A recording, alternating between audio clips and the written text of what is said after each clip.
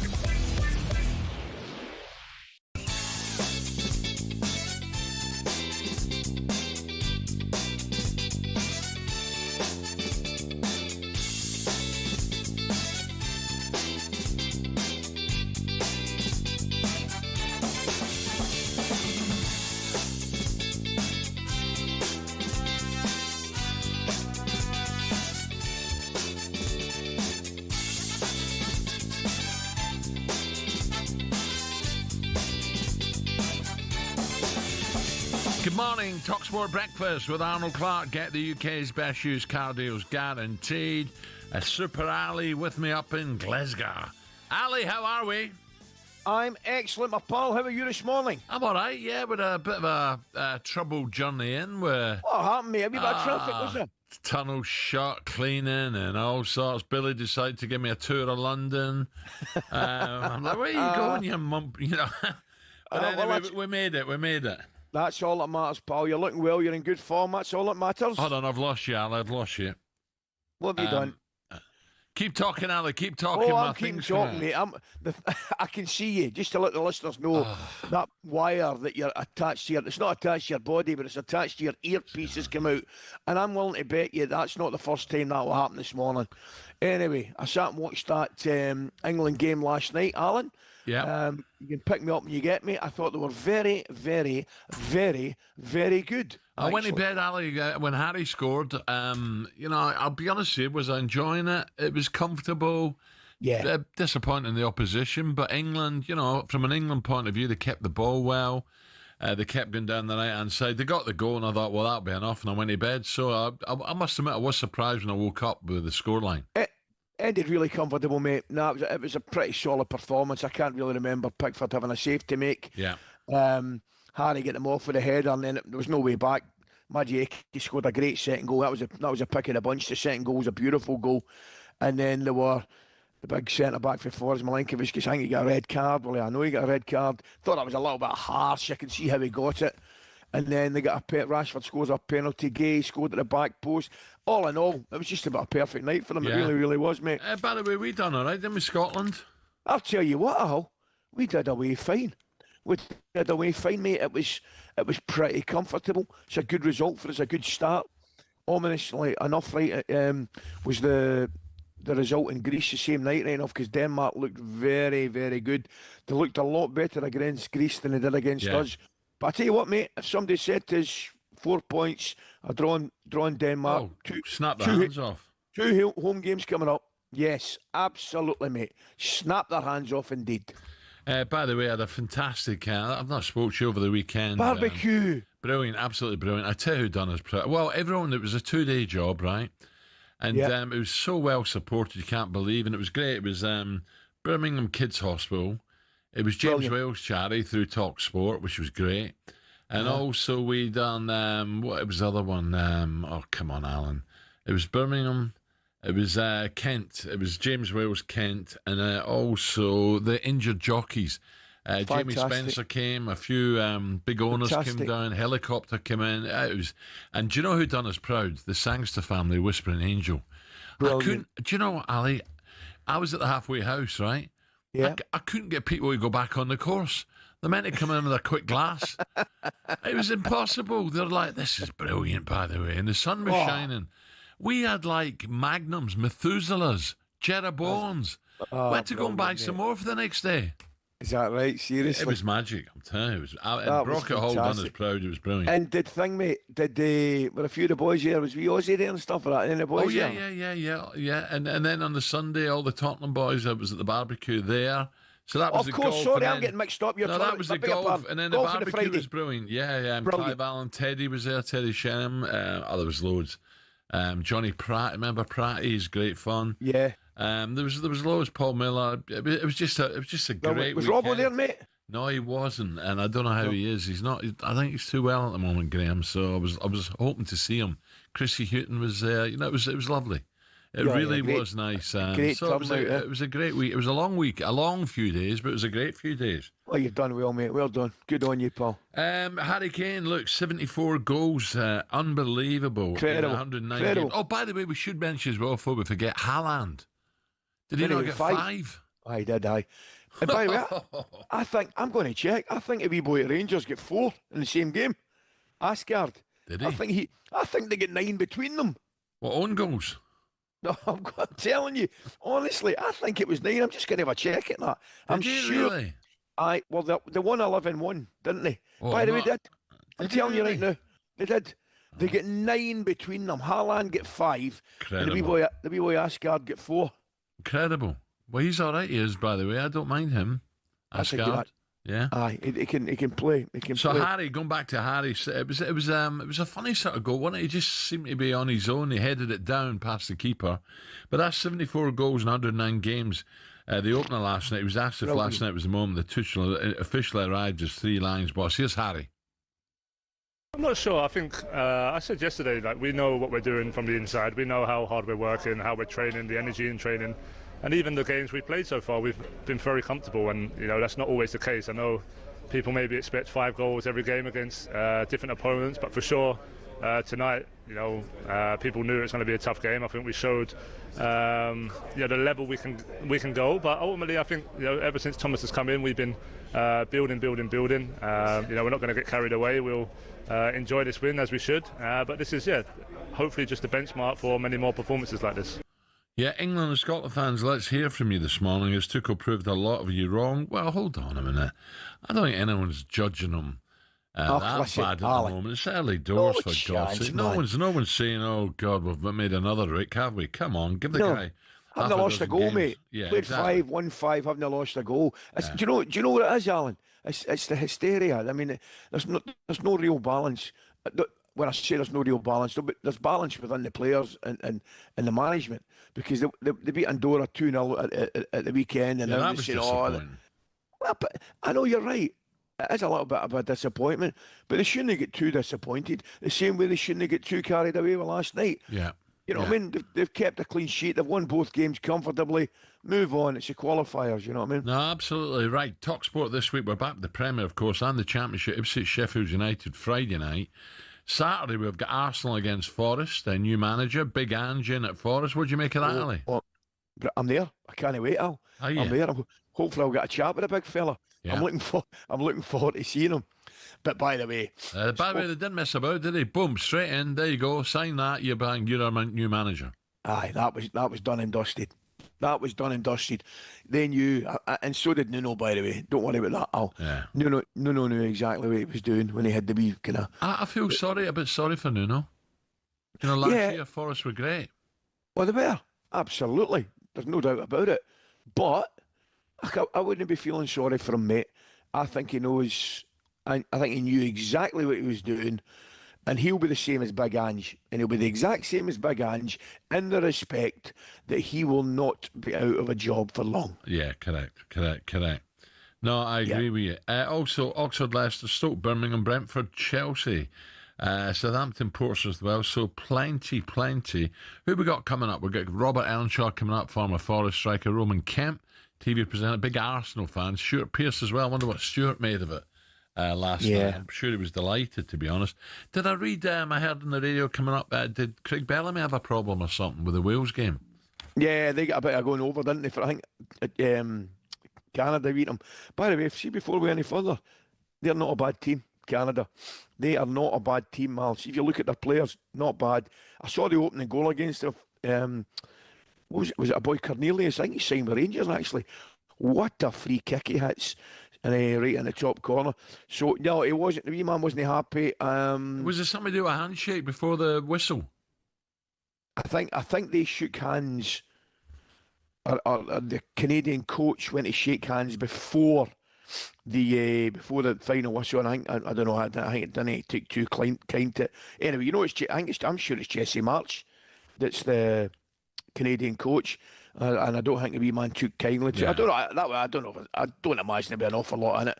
I think the wee man, knowing the wee man and knowing how much he likes to win, I think his face was probably tripping him at the result more than anything. But he's done well, Bellamy, you better believe he has. Just looking, what about Daniel Levy? What about that one as well? We're all talking about that, the barbecue. Push, definitely pushed. Definitely, mate. Is that what they're I'm sure. Yeah. That was his whole life, mate. I think he was pushed. I think the kids decided, no, you know, Joe's kids said, no, let's change it. Sorry, Dan, you'll see you later. Because he was a big shareholder, and I just think no. You don't think there's an element? 25 year that'll do me. No, I don't. Well, you boys will know better than me, that's for sure. No, I think it was pushed, mate.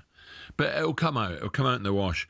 Another couple of big games. City against United at the weekend on Sunday. Cool. How are you calling that, by the way? While we're up? Well, United prove us wrong sometimes in the big derbies. I'd fancy City, but you know, United with the new signings, it's going to be. I'm really looking forward to it. It's going to be good. But look at Haaland, the form he's in now. You know, you think, oh, hello, he's bound to get another one.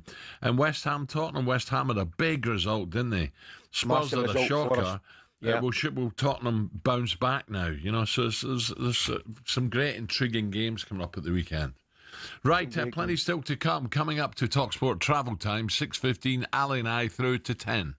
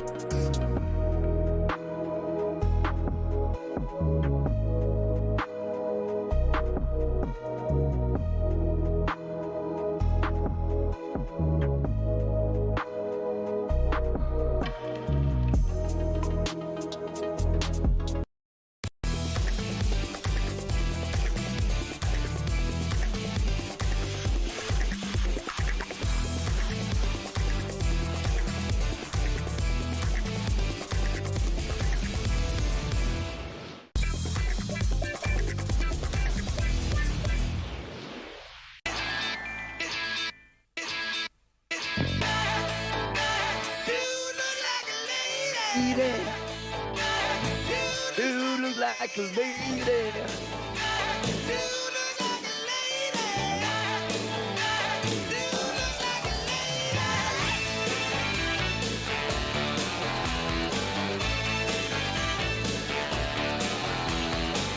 See, you got the old thick jumper on, pal. Is it a wee bit chilly up there? Do you know something, mate? It's exactly what I thought this morning. I thought to myself, oh no, little bit cold, little bit dark. I thought, here we go, it's starting, mate, it's starting. It is. I think we had a beautiful sunny day in Suffolk yesterday, but I think that's it for a few days now. The rain's coming, and it's getting the garden done. Poor Jill's going to break her back. Right. Very happy 75th birthday to the Aerosmith guitarist and singer Joe Perry. The song was released, this in 1998. Can you believe that, Ali? 98. I can't. Nah. 27 years ago, mate. 27 years ago. What a song. It's frightening, Dude looks like a lady. And by the way, they're ahead of their time. Because they all do nowadays, don't they? All the dudes look like ladies. Man, you don't know what you're talking to nowadays. No. 75, is that too old to be rocking and rolling? Not at all. You rock till you go, mate. Rock till you go. Rock till you crock. Let's look now at today's back page of Tesco Mobile for Business, and Katie's coming in. The back page review on talkSPORT with Tesco Mobile for Business. Got a side hustle providing doggy daycare? Take the lead with business phone bills for up to 40% less than the big three networks. For verification, see tescomobile.com/business. Katie, you're in a panic here. You're not ready for us. Hello! I'm not in the right seat, am I? Here we go. Can you tell this is my first time in the new studio? Oh, is it? Really? That is not Katie. It's very nice, isn't it? Well, when we get into that there, we can see out the window a lot better. Yes, exactly. How are you? You good? I'm all right. Yeah. Good. Yeah. Fabulous. Fine. Katie, busy, very busy. Yes. Hold on. You what, Ali? Did I hear Katie say the studio's very nice? Yes. Oh, why? dear me. You don't like it? It's horrendous, mate. Really? The window's blocked, right? It's not horrendous. Wait, you can't talk. In the other seat, you can't talk to the producer. You can't look at the window. That's a good thing, isn't it?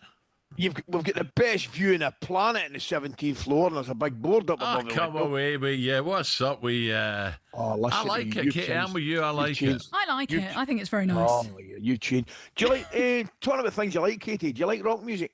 I do like rock music, yeah. Who's your favourite be? Oh, I like Aerosmith. There you are. Yeah. Good on you. Yeah, Brian Adams is actually my favourite artist of all time. Did he not? Oh, did he not play Chelmsford at the weekend? Yes, he did, and I was really gutted I couldn't go see him. But Brian Adams. Brian Adams is probably my favourite artist out He's of a Vancouver boy, isn't he? Yeah. The what do you call him? The groover for Vancouver. That's what they call him. Oh, do they? All right. Aye. On his mama porch. On his mama's porch. Hey, Katie, what have we got in the paper? Oh, yeah. Should we do the back pages, shall we? So, unsurprisingly, a lot to do with England. In the back page of the Times, you've got lift-off at last. Lots of pictures of Nonny Madueke, Belgrade A, Tuchel boys top class in away day routes. That's on the back page of the Sun. You've got in the back page of the Mirror top grade. You see a familiar theme here, and Lions make the grade is the back page of the Daily Express. So, lots of pictures of Nonny Madueke, Alan. How impressed were you with him after his back-to-back performances, first goal for England last night? Do you think he's kind of certainly making his way into England's starting? Without a doubt, Katie. And early on when they were going side to side, I know they'll try to take the sting out of the crowd and away from home, Serbia, it's not an easy game. I understand that. But when he got it, at least he attacked. Yeah. He made things happen. That's what I like. I like the boy Matomo at Brighton as well. He does the same. And I like to see that. I like to see wide players with pace and trickery take the full-back or the wing-back on. So I was really happy for him. And Ali, I think a similar story for Anthony Gordon, who also looked really creative and exciting out on the wing. Do you think both of those players, Anthony Gordon and Nonny Madueke, they're really pushing for a World Cup start next summer? Oh, absolutely, Katie. They've got they have actually got a wee bit of an embarrassment. Richie's up there. You think of the players that weren't even in the squad. You Grealish and Foden and boys like that. Jared Bowen come on, who's one I like in particular. But you're right. I thought the front boys, Rodgers, Madueke, Gordon, did themselves absolutely no harm at all. I thought they all played very, very well. I don't think anyone done any harm, did they? But you mentioned the name there, Katie and Ali. Phil Foden. What has happened to Phil?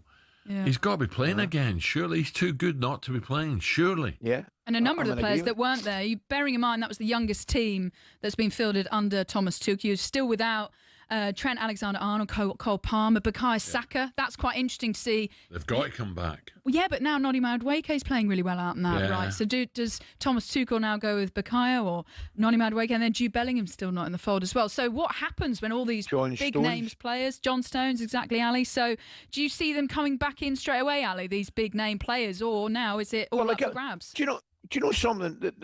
What the performance did, guys, it's given him a pleasant headache, hasn't it? I mean, what it's done, he knows now what Madueke can do. Anthony Gordon on the left-hand side, Rodgers come in for Eze, who played at the weekend. So his options are plentiful, shall we say. So it's given him, if you're a coach and a manager, you want to have these kind of pleasant headaches, if you like, with team selection, because all your players are in form.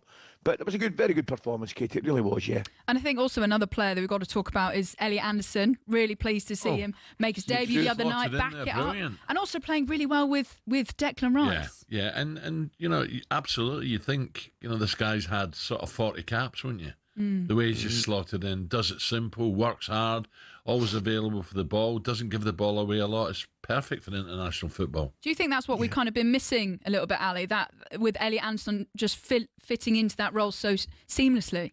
Well, I was really pleased he kept his place, because there was I wouldn't say it was a question mark, but because he did well at the weekend, but it was interesting to see what Thomas Tuchel did with his team last night. And I said, the two things I was hoping to see from England and Thomas Tuchel last night, I wanted to see Anderson keep his place, and I wanted to see Jared Bowen. I probably got both. Well, I did get both, but I'd like to see probably Jared Bowen get more game time. But you're talking about Elliot Anderson. Yeah, absolutely come in there. It'll be an interesting one. I not necessarily think he would start if England were playing in the World Cup final tomorrow, or would he? Why not? Well, because I think Bellingham would certainly come into the team. Would Bellingham come in and play in that number 10 role? I'm not sure. Anderson probably does sit and allow Declan Rice when he's sitting in that 2, if he wants to get forward. Rice out the 2 of them would certainly get forward. So he could start, but the one thing that would definitely happen would Bellingham would come back into the team, that's for sure. But whose place he would take, I'm not so sure. And also, Harry Kane is the only player to start up top for Thomas Tuchel. Do you think he's becoming too dependent on Harry Kane? Unsurprisingly, he probably will start every game in the World Cup, but does he really need to kind of try out more of the strikers? Right away then, Katie, off the top of your head, if Harry got injured, who would play there? Ollie Watkins. Yeah, is Ollie having a fantastic time at the moment? No, but then he needs to kind of give the others the opportunity, just in case Harry Kane gets. No, he does, injured. But Harry's still the main man. Yeah, of course he is. He's still the main man, Ali. You know what it's like. Ollie, he'd dive at the chance. Of course he would, but when you suddenly think, oh, he's pushing Harry. I don't think anyone's pushing Harry at the moment. No, it was interesting. Yesterday, guys, Jeff and I were talking about him, and there's one or two, most of them, vast majority, complimentary and positive about Harry Kane, but one or two of them come in were mind-blowingly negative, which I couldn't get at all. I could not understand. But there you are. You're needing a goal, needing to settle things down. Who gets it? Harry Kane. You've got to say the Markham is deplorable. Having said that, that's not Harry's problem. He makes a great run, gets a great finish. He scores goals. His record over in Germany since he's gone there is unbelievable. Yeah. I think England are very, very fortunate to have him. Katie, just a quick one. Your Arsenal take on Forest at the weekend. Yes. Big Ange is back. I'm really pleased to see him back in the Premier League. He hasn't been away for long, but I've missed his press conferences. But I think Arsenal should get the job done. But it'll be interesting to see how Ange sets up Nottingham Forest, bearing in mind it's a different style of play. Absolutely. Okay, Katie, thank you. Katie's back in a tick. Coming up 6:28 on talkSPORT. The Back Page Review on talkSPORT with Tesco Mobile for Business. Got a side hustle providing doggy daycare? Take the lead with business phone bills for up to 40% less than the big 3 networks. For verification, see tescomobile.com/business.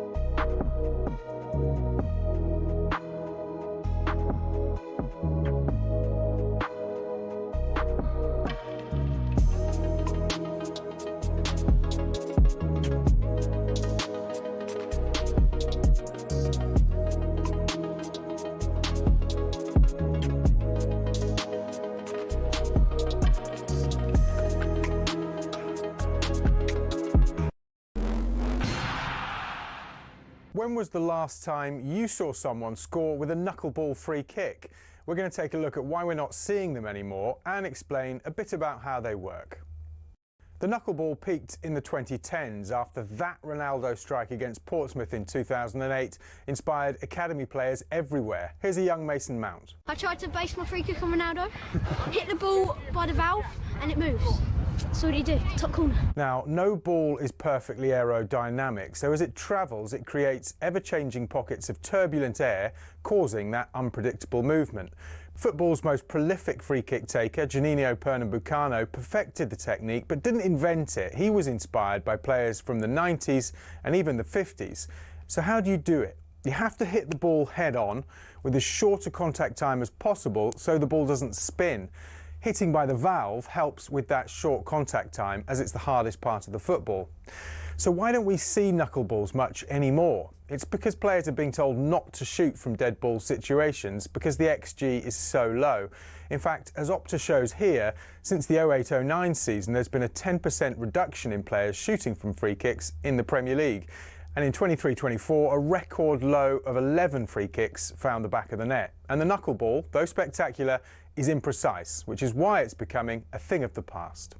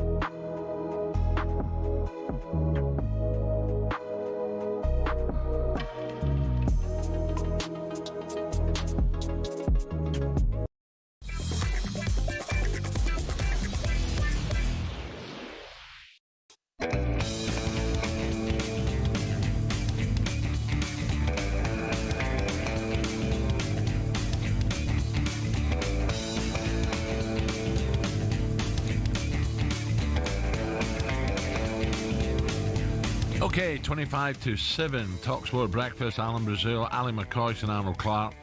Get £750 off any used electric car or home charger. Now, the news that dominated the day yesterday was, of course, Nuno and his sacking by Forest. Despite a 7th place finish last season, bringing European football back to City Ground for the first time since way back in '96, it wasn't enough for Nuno, who claimed last month his relationship with owner Marinakis had changed. talkSPORT's Drive co-host and former Premier League striker Darren Bent called the decision disgusting. Have a listen to this. I mean, I find the decision disgusting, if I'm honest. I think he's done a great job for Nottingham Forest. I mean, the season before last, they're fighting relegation. He managed to save them. They finished 17th, survived by the skin of their teeth. The next season, he finishes 7th, gets him into Europe. And to sack him is, I just think, absolutely disgusting. I mean, what kind of message does that send to the football club? Because a lot of Nottingham Forest fans that I know were behind Nuno 100%. And even though he played that kind of counter-attacking football, I still quite enjoyed watching them play. Like, I managed to watch Forest quite a lot last season. They're exciting. They attack with pace, energy. You look at some of the performances from the likes of Chris Wood. Because Chris Wood, by the way, before he got to Forest, I know he scored goals consistently at Premier League level, but he almost exploded on this season. Not as prolific as last season. A new deal, right? Exactly, right? So Nuno got him going. Look at the performances of Gibbs-White, Hudson-Odoi, Langer, Morello, Milenkovic. He's turned some of these players into top level players. So I just think the whole decision for me is just disgusting. I wouldn't go as far to say disgusting, Ali, but I'd say it doesn't make sense to me. Listen, I wish Ange all the best. I mean that. Me too. But I don't understand why Nuno's gone. I really don't. Something's been said. Something correct. nasty. There's been a fallout. Listen, there's been a fallout. It's ridiculous. The two grown men, or the chairman's got to look at what he's done for the football club, Nuno, and say, both of them. I don't want to hear that again, but get on with it and give us another great season. Well, there was the incident when Marinakis came on the pitch, wasn't there, as well, and a lot of people read into that, and he obviously said he came on to have a look at the welfare of the player, which is fine, and I don't have any doubt that he did. But you could tell there was just one or two wee things that maybe he was undermining the manager. Manager wasn't liking it, and he wasn't enjoying. You could see a little bit of conflict, and then there was the reported kind of rift between Edu as well regarding players and things like that. So, Alan, you'll never convince me otherwise. I think Nuno knew exactly what he was doing at that press conference when he said what he said. And he also knew that there's absolutely no way that he was winning that battle against the owner. I think the chairman's old school, isn't he? I run the club from top to bottom. And I don't mind that. I tell you right now, I don't mind that. I think the owner has done exceptionally well for Nottingham Forest. I really, really do. I also happen to think that Nuno did exceptionally well for Nottingham Forest. And in an ideal world, the two of them could have continued to work together. But it hasn't happened. So, good luck, I tell you what, we called it for England fans and Scotland fans. Forest fans as well. What do you make of this? 03717 223344. Give us a call, eh? Now, what a week of boxing we have this Saturday season. Anticipated rematch as Lewis Crocker and Paddy Donovan battle for the IBF welterweight title in a historic All-Irish World Championship clash. Watch only in DAZN, but over in Vegas.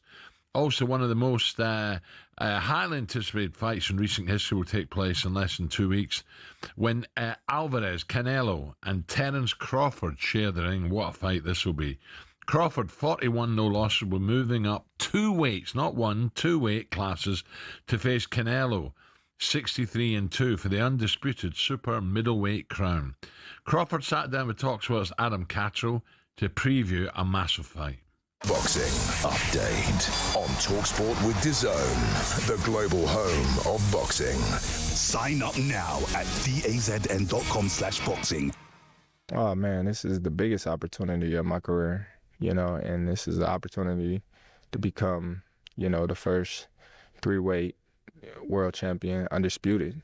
It don't get no bigger than that, especially fighting a guy like Canelo, who's, been undefeated in this weight class, who's, railroaded everybody that stepped in front of him in this weight class. So this is a massive fight. It's the biggest fight in boxing, and I'm looking forward to it. Ali, should be a cracker. You love your boxing. Who do you fancy? Oh, I love it, mate. I love it, mate. This is a proper fight, mate. It really is. He's mentioned, Crawford, he's 41-0, and Canelo's only 2 defeats have come, I think, against Mayweather and Dimitri Bivol. So I think it's a really tough one to call. He's going up and 2 weights. He's going up 2 weights as well, Crawford. But I don't know. And then I'm looking at the ages of the two, and I'm saying to myself, Canelo's getting on a bit. And then I think Crawford's 37. It's a brilliant fight. Very difficult to call, mate. Okay, so let's get a bit more on this. Say good morning to talkSPORT boxing pundit about prepping up for a flight over to beautiful Las Vegas, Gareth A. Davis. Gareth, a very good morning, Gareth. How are we? Good morning, my friend. How are you getting on? I'm very well, gents. Good morning, Alan. Morning, Ali. How are you? Oh, good. We talk about big brilliant fights, Gareth, don't we? But, when you mention these two guys' names, I know he's coming up 2 weights, but this is an absolute gem. You can't wait for this. It is, and I like the hesitation in Ali's voice because there is a lot of trepidation about whether Terence Crawford is big enough. He's got the skill set, there's no doubt about it, and as he rightly mentioned, Floyd Mayweather with his brilliant defensive skills when Canelo was 23 12 years ago, and Dimitri Bivol, very direct fighter, very powerful light heavyweight, are too big a men for Canelo. Those were the 2 times, and I think, even though it's not down on paper, but the first fight with Gennady Golovkin, I think Canelo lost as well, even though in history it says he didn't. I think they show the styles that you can beat Canelo with. Bivol was fast, hard and direct, and that's the way he fights, very aggressively. I don't think, and I've gone back and forth for the last 10 weeks, I was at the first press conference with Canelo and Crawford, and they are very similar sizes, weirdly, because Canelo is not a big super middleweight, but he's a very terse super middleweight, very powerful, very thick set, thick neck on him. But I just don't think, as I get closer to the contest, and I'll be there with Adam Catterall and the guys later tonight, I don't think that Crawford has the style, he has the skills. But in terms of his fighting style, to beat Canelo, I think he's got to change his style too much, because he sits in a ring and he's brilliant at it, but he only does enough to win normally against guys of his level. Yeah. So I'm going to go for a Canelo victory on points in this. Now, interesting. Oh, sorry, go on, Ali, go on. I tell you, I want to ask Gareth, it's interesting. I mean, you look at and they're both experienced fighters. I mean, but I'm looking at the round spot, and this is incredible. Canelo's at 520 to Crawford's, I think it's 400, I beg your pardon, 245. So there's a lot more rounds in the bank for Canelo. But here's the one I've got for you, Gareth. You mentioned the size and you mentioned having to change your styles. The one thing that I did notice, which is certainly in Crawford's favour, is the reach. He's got a 4-inch positive reach. I think Canelo's is 70 inches and Crawford's is 74. He could surely use that to his benefit, couldn't he? Well, he has got to do that. He's got to be adroit. He's got to move deftly. He's going to have to hit and not be hit in this fight as much as he can, because Canelo hits harder. That's the key about this. Canelo's the undisputed super middleweight champion. He's never lost at 12 stone. A very good big un beats a very good little, in my view. Just think also there's a factor in Vegas. Canelo's the A side here.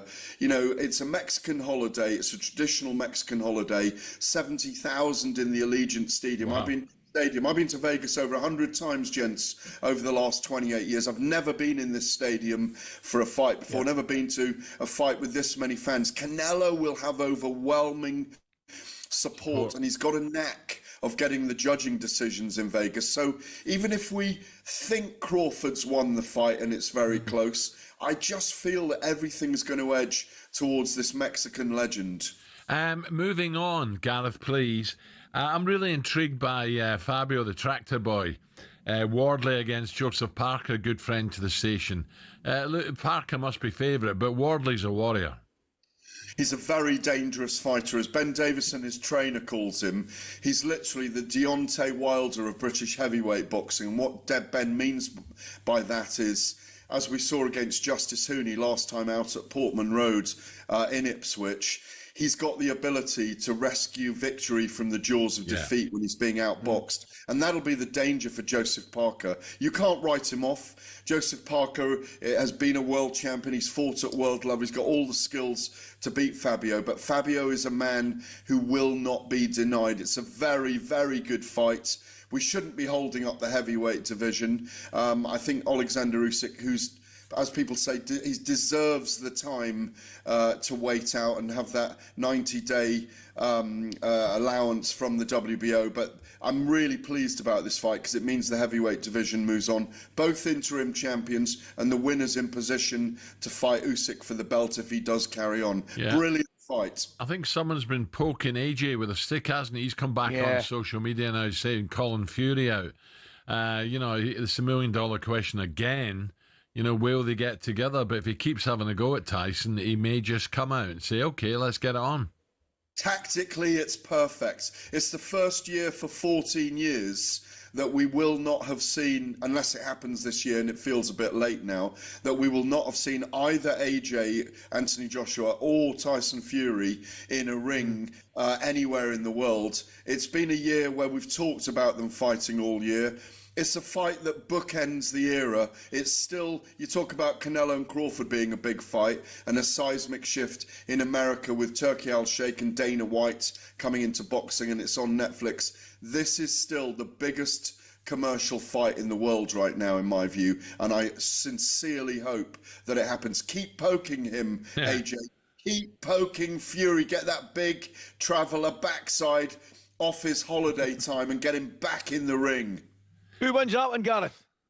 Tyson Fury, 7 or 8 round stoppage. Wow, there you go. Gareth A. Davis about to climb on a plane again to Vegas. Have a great time, buddy. Enjoy it, Gareth. Take care. Right, thanks, plenty gents. still to come. 6:46. The lines are open. Katie coming up in a tick after talkSPORT travel. Superstar Breakfast preview on talkSPORT with Travis Perkins. Download the new improved app to easily manage your accounts and quotes.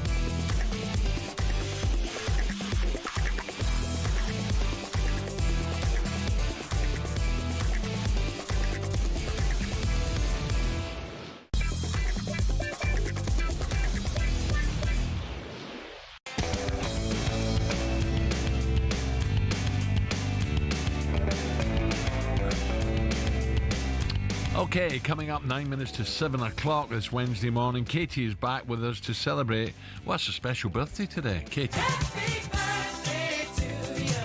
Happy birthday to you. Happy birthday. And it could be 6 in a moment because they're on the front foot again. An opportunity to draw the ball back for Grealish. Half a dozen for England on a fantastic night. Yeah, Jack, happy birthday. Everton take on Villa at the weekend. He's made a cracking start. Villa struggling as well, so it could continue, Katie. Yes, a very big happy birthday to Jack Grealish, who turns 30 today. A big celebration. I'm sure there'll be lots of parties for him tonight, maybe go on for a while. But because he's turned 30, such a talent, but recently we haven't seen the best of him. But then going to Everton on loan from Man City, you feel as though, is this where we're finally going to see Jack Grealish get back to his best, Alan? No, I agree, but I'm sure Ali will say it as well. Look, we'd love him to be playing brilliant every month, every year.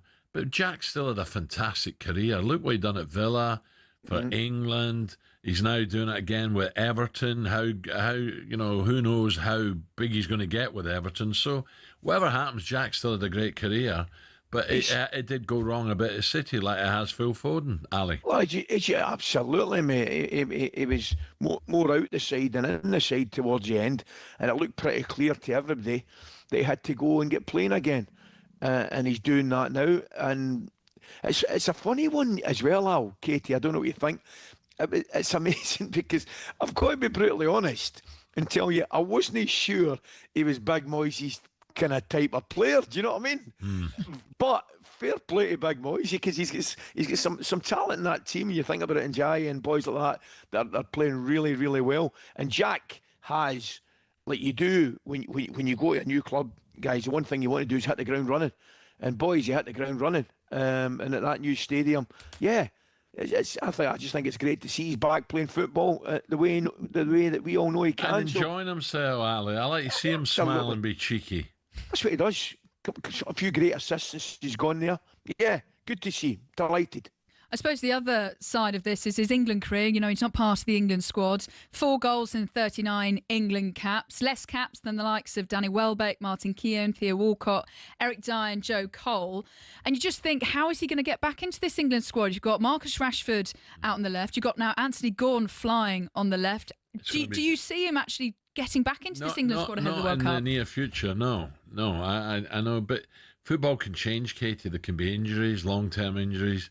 And if you've got to be ready to take your chance. But, you know, if all being 100% where there's no serious injuries, it's going to be very difficult for him. Definite. Ali? I still think he brings something different. There's no way I'd be sitting here rolling him out by any stretch of the imagination. You're right, Alan, it could happen, injuries and things like that. But I still think he gives you something different in the respect. But they all do, which is great. We mentioned about balance. We mentioned about players bringing different things to the party. I think he's the one thing, he'd fire into his feet, he'll get you free kicks in and around the box. Carries the ball well, Carries the ball away. really well. Gordon gives you something else, going in behind with his pace. Madueke gives you something, a bit of talent, taking people on 1v1 situations. Saka gives you something different. They all bring something different to the party, Katie, but I definitely think an in-form Jack Grealish, or an on-form rather, Jack Grealish certainly brings something to the party, and I wouldn't be rolling him at the final squad for the World Cups. I think it'd be hard to see Jack Grealish getting that number 10 role, don't you? I think if he is going to come in, it's going to be out on the left. Oh, without doubt. Yeah, I think so. I think you're dead right there. Look, Madueke, well, you know, the way he's going at the moment, if he continues that, terrorising wing-backs, full-backs, getting the odd goal, whipping balls in, you know, he's got a great chance. And then on the left-hand side, it's open. There's no doubt about it. Well, think about it, Al. I mean, think about it, Katie. Think about the players that we've just mentioned there. When you Saka, Gordon, Madueke, Grealish, Bowen, you know, the amount of talent they've got. And then central, you've got, I mean, Rodgers played there, Eze, you've got Phil Foden to come back. The list of players they've got for those 3 behind Harry Kane's ridiculous. Absolutely ridiculous. In terms of England's next game, it's England against Wales on the 9th of October. That's a friendly. And then it's Latvia against England on the 14th of October. That's the next World Cup qualifier. So, Ali, if Jack Grealish is, you know, scoring for fun at Everton, do you see Thomas Tuchel picking him in the next England camp? I think he could bring him in. Absolutely. Thomas Tuchel will bring anybody in that's in form. And if Jack comes in, as I say, Katie, it's all about, can he add to the squad? What can he bring to the squad? And I still believe he brings something different. I really, really do. So I think if he continues playing well with Everton, continues, you know, catching the eye, there's no reason. I mean, I don't think it's a certainty he'll make it, but I don't think there's any reason why he can't make it. What about Phil Foden then, Ali? I know it's not his birthday. That's a little bit worrying, isn't it? A little bit worrying. You know, Rashford's in. Right, scores. So, you know, he might be the type Tuchel to say, you know, Phil, I've watched Phil in England shirt. No, he's got to be part of the squad, or I've got to give him a chance. He'll have to get in the City side, but that could easily happen as well, again, through injuries and stuff like that. Look, Foden, you can't be, was it Player of the Year, Premier Player of the Year? 2 years ago. You know, 2 years ago, it's nothing. It's nothing. No. He's not had a real serious injury, has he? He's just fallen out of favour with Pep. But City at the moment are, you know, they're 6s and 7s at the moment, City. So if I was Foden, I'd be desperate to get back in that side, because if he gets a few games for City, he'll be part of the England squad, I think.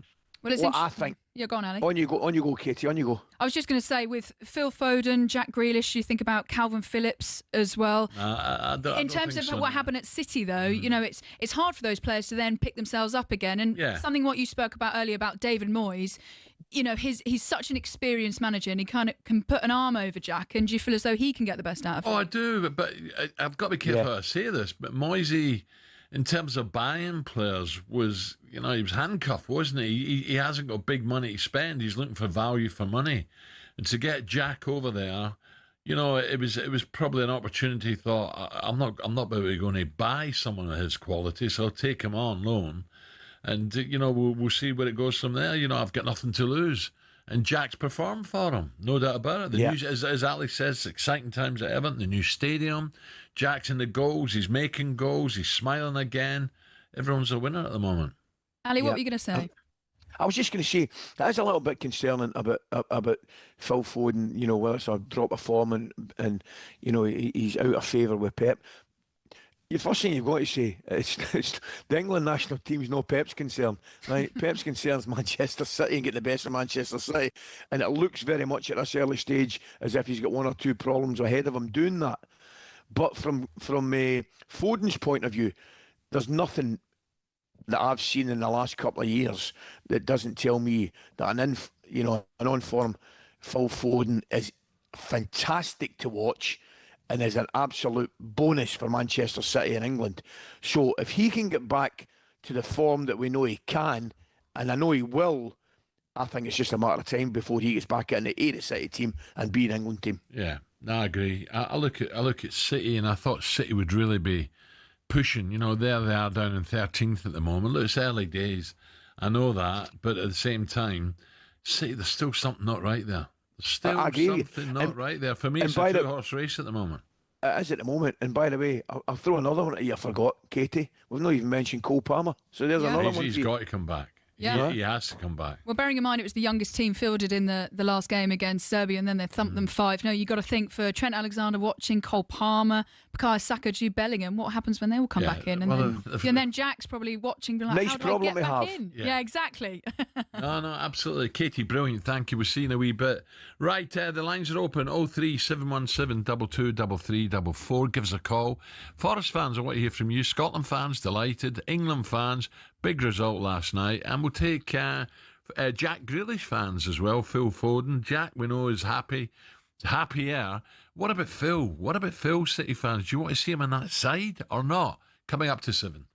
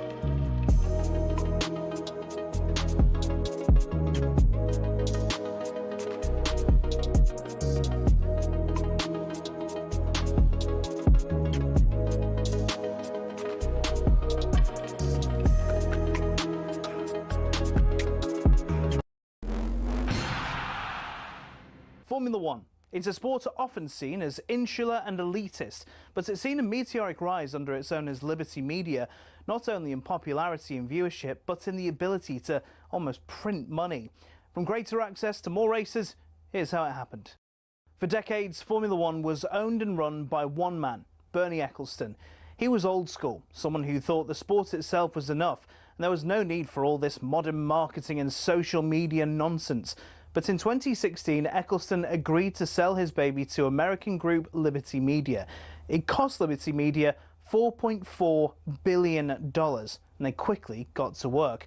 We got an F1 app almost immediately, and teams were allowed to show us more from behind the scenes. One of Liberty's most important deals was with Netflix, which in 2019 brought us Drive to Survive. The effect? An almost 70% rise in viewership for races in the US alone. It's massively benefited Formula One online too, with a rise from 7.8 million followers across its social media platforms in 2016 to around 50 million today. New eyes are on the sport too, with F1's own subscription TV channel, which people can watch anywhere in the world. But the main market they've tapped into is the US. There's now 3 races there a year, in Texas, Miami and Las Vegas, and an American-branded team, Cadillac, getting involved in the sport too. More races seems to be the direction of travel. A street circuit in Madrid's being welcomed onto the calendar, while conversations around a Grand Prix in Africa have ramped up in the last few years. More big events could be in the offing too, after the massive F1 75 season launch event in London in 2025. 7.5 million people tuned in to watch it live across their social media channels, and that doesn't include the viewing figures for where it was broadcast on TV in certain countries. It seems Liberty will do whatever they can to grow the F1 brand. Their efforts have been worthwhile too, with Forbes valuing the sport at $17.1 billion back in 2023, almost 4 times more than what they bought it for in 2016. Not bad, considering it's seen as a sport where people just drive around in circles.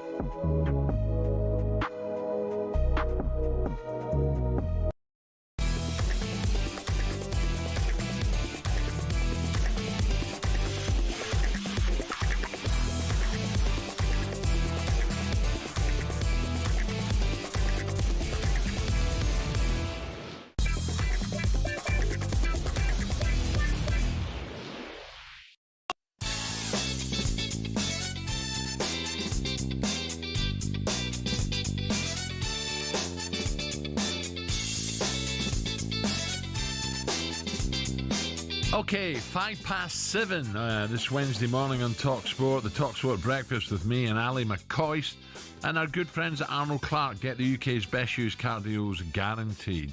Yeah, England put on a 5-star show last night in Belgrade. Tonight, for England, they need to play the opposition and not the occasion. Another away swinger from Declan Rice. More curve on that, and he's headed in off the inside of the post. Harry Kane attacking it. Qualifiers, Stu. He's played 40 and has now scored 44 goals. Quite incredible, as I say. So reliable. Where Kane's inside the penalty area, and it's 2. This is much, much better from England. And what Thomas Tuchel was hoping to bring. Sure, he's going to be bundled over the line for 3, it is eventually. And it's Ezri Konsa that has got the goal. We've created chances, hit the back of the net on 3 occasions so far. Milenkovic with a sliding challenge. He's brought Kane down, and the Serbian captain is set off. And their bad night has just got a whole load worse. Laid in towards Gahey for 4. It just gets better and better. That's a sublime set piece. Rashford has spotted the ball down. It's against Petrovic, a stuttering run up and rolls it past him into the bottom left-hand corner. And England, with a 5-star performance, have a 5-0 lead in Belgrade. Same with this result. It's a great result. It's a building block, definitely for us. But the acid test is up ahead. Yes, so Harry Kane, Midwaki, Konsa, Gay, Marcus Rashford all got on the score sheet to pretty much guarantee England will be at the World Cup next summer. Ali, you'll be going there, won't you? I hope so. Yeah, I hope sure so. you will. Yeah. Tell me again, so it's Mexico, it's US, where else? Canada? Canada, mate. Lovely. By the way, they've looked okay, Canada. They had a couple of good results. I know they It beat was Wales a friendly, wasn't it? Yeah, but I tell you what, on the whole, they've a serious improvement. They've got some good players, Canada, Alan. Yeah. Honestly, they've got some good players, mate. Well, they're always fit, strong enough, like the American side. They're fit, strong, prepared well. It's just He was needing a win, by the way, quality. Pochettino. He was needing a win. I know they've struggled, and he's been under a wee bit of pressure. But no, I'm looking at that Canada team. Jonathan David up front. They've got no bad team, you know. They look as though they've got a better team than the States, but I think the States are a victory. I know it was a friendly again last night, 2-0, but Pochettino needed that, I think. By the way, there'll be big crowds in the World Cup. You remember the last time it was in America? Massive crowds. And I think it'll be the same wasn't it? again. Yeah. Right, so we're talking about last night, England. It was done without the likes of Jude Bellingham, Saka, Foden, Cole Palmer. Of course, they've got, I was going to say, do they have to fight to get their... on their hands to get back in the team, but they've got. I can't see Palmer not playing. Phil, if he's not playing for City, it's a problem. Saka will definitely play, I'm sure, and Bellingham's got to play, hasn't he? When they're fully fit. I think so. Certainly Bellingham.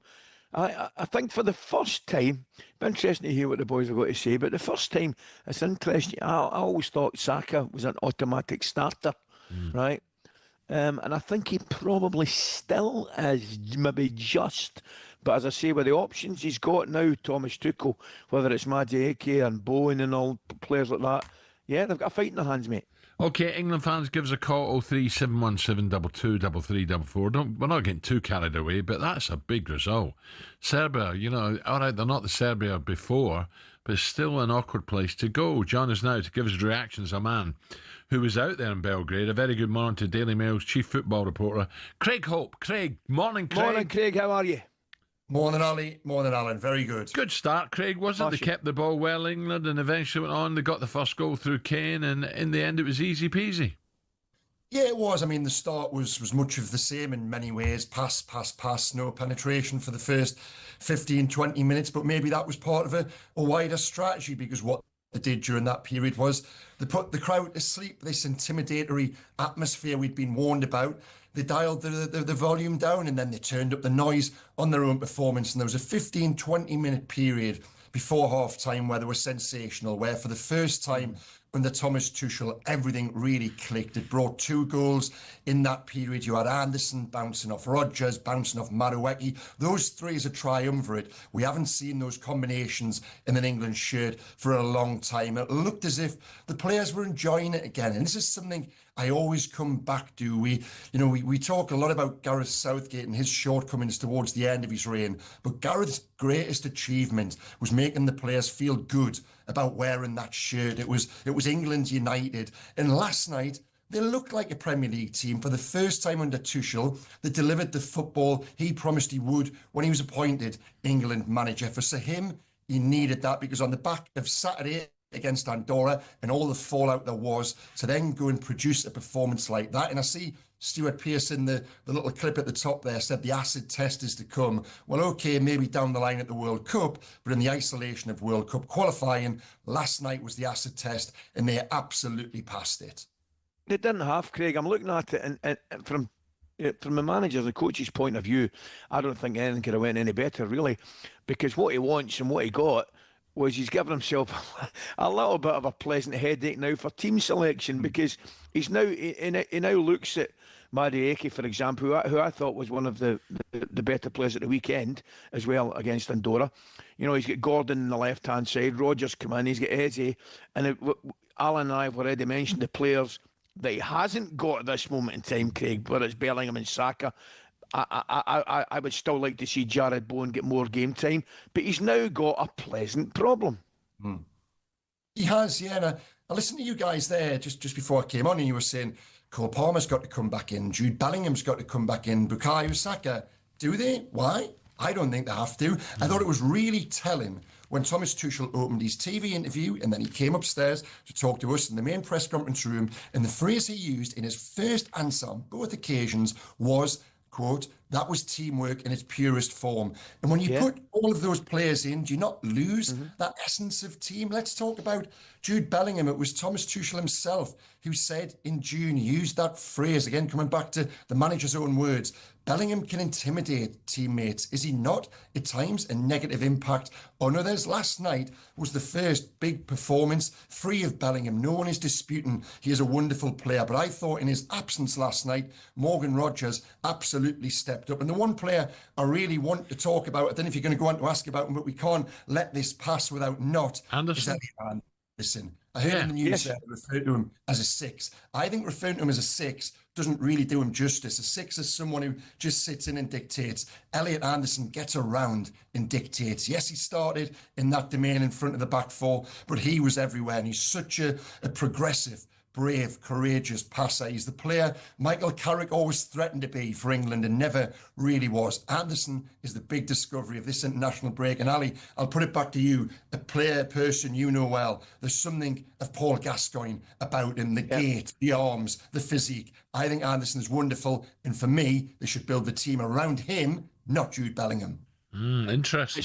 It's funny, Craig, because we were talking about it yesterday, you know, and I asked the question, what did I expect from England?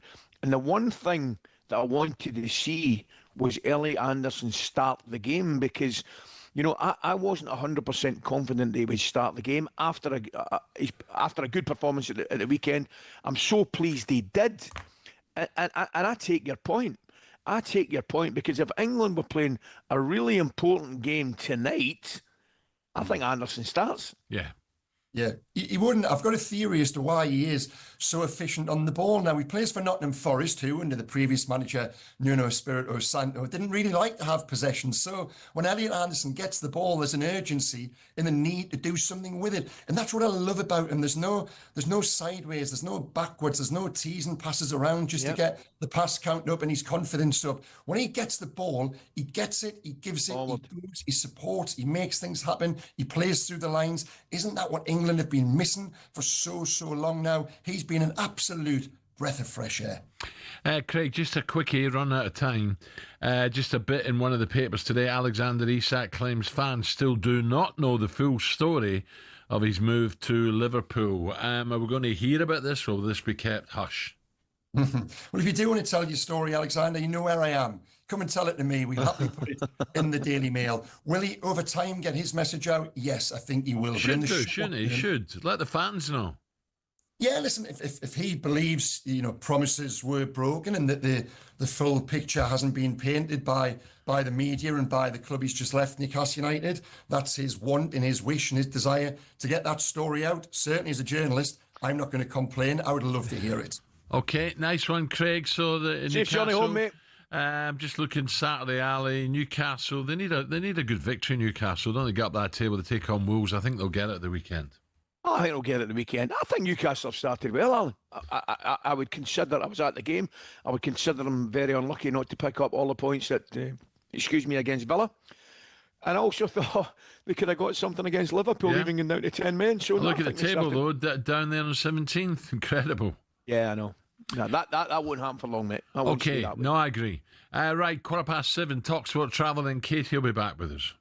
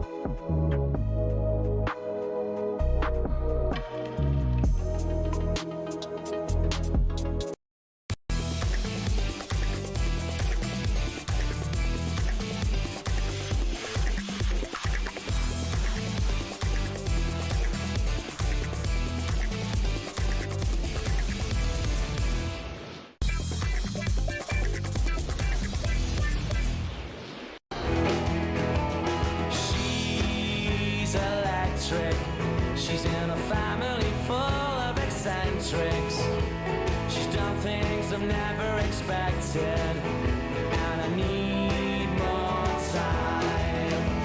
She's got a sister. 7:21 talkSPORT breakfast. Alan McCoist with me. What about this, Ali? Oasis could rake in £100 million as they plan 5 shows at Nebworth 30 years after epic gigs. During the height of their fame back in the 90s, Oasis played to sellout crowds of 250,000 people over 2 nights in the grounds of the Grade 2 Nebworth House in Hertfordshire. Well, what about that, eh? Anyway, time's ticking. We're just under 2 weeks to go. Enter now. This is great. For your chance to win 25 grand, £25,000 and tickets to Oasis' final Wembley gig. It's their biggest competition yet. 25 grand and tickets to Oasis' final Wembley gig. Don't look back in anger. Here's how you can enter. 18 plus, UK excluding Northern Ireland. For a chance to win, text the word Oasis to 83338 and you're in the draw. Text costs £2 plus 1 standard network rate message. You must have the bill payer's permission. Or you can enter for free by calling 0330 880 338. All entries must be received by the 19th of September at 9 a.m. This is a talkSPORT limited promotion run on talkSPORT, Talk and Virgin Radio UK stations. Full terms and conditions at talksport.com. Lovely. What about that then? 25 grand and tickets. Fantastic. It's our biggest comp yet. Right, time now. Where are we? 7:22. Time now for this.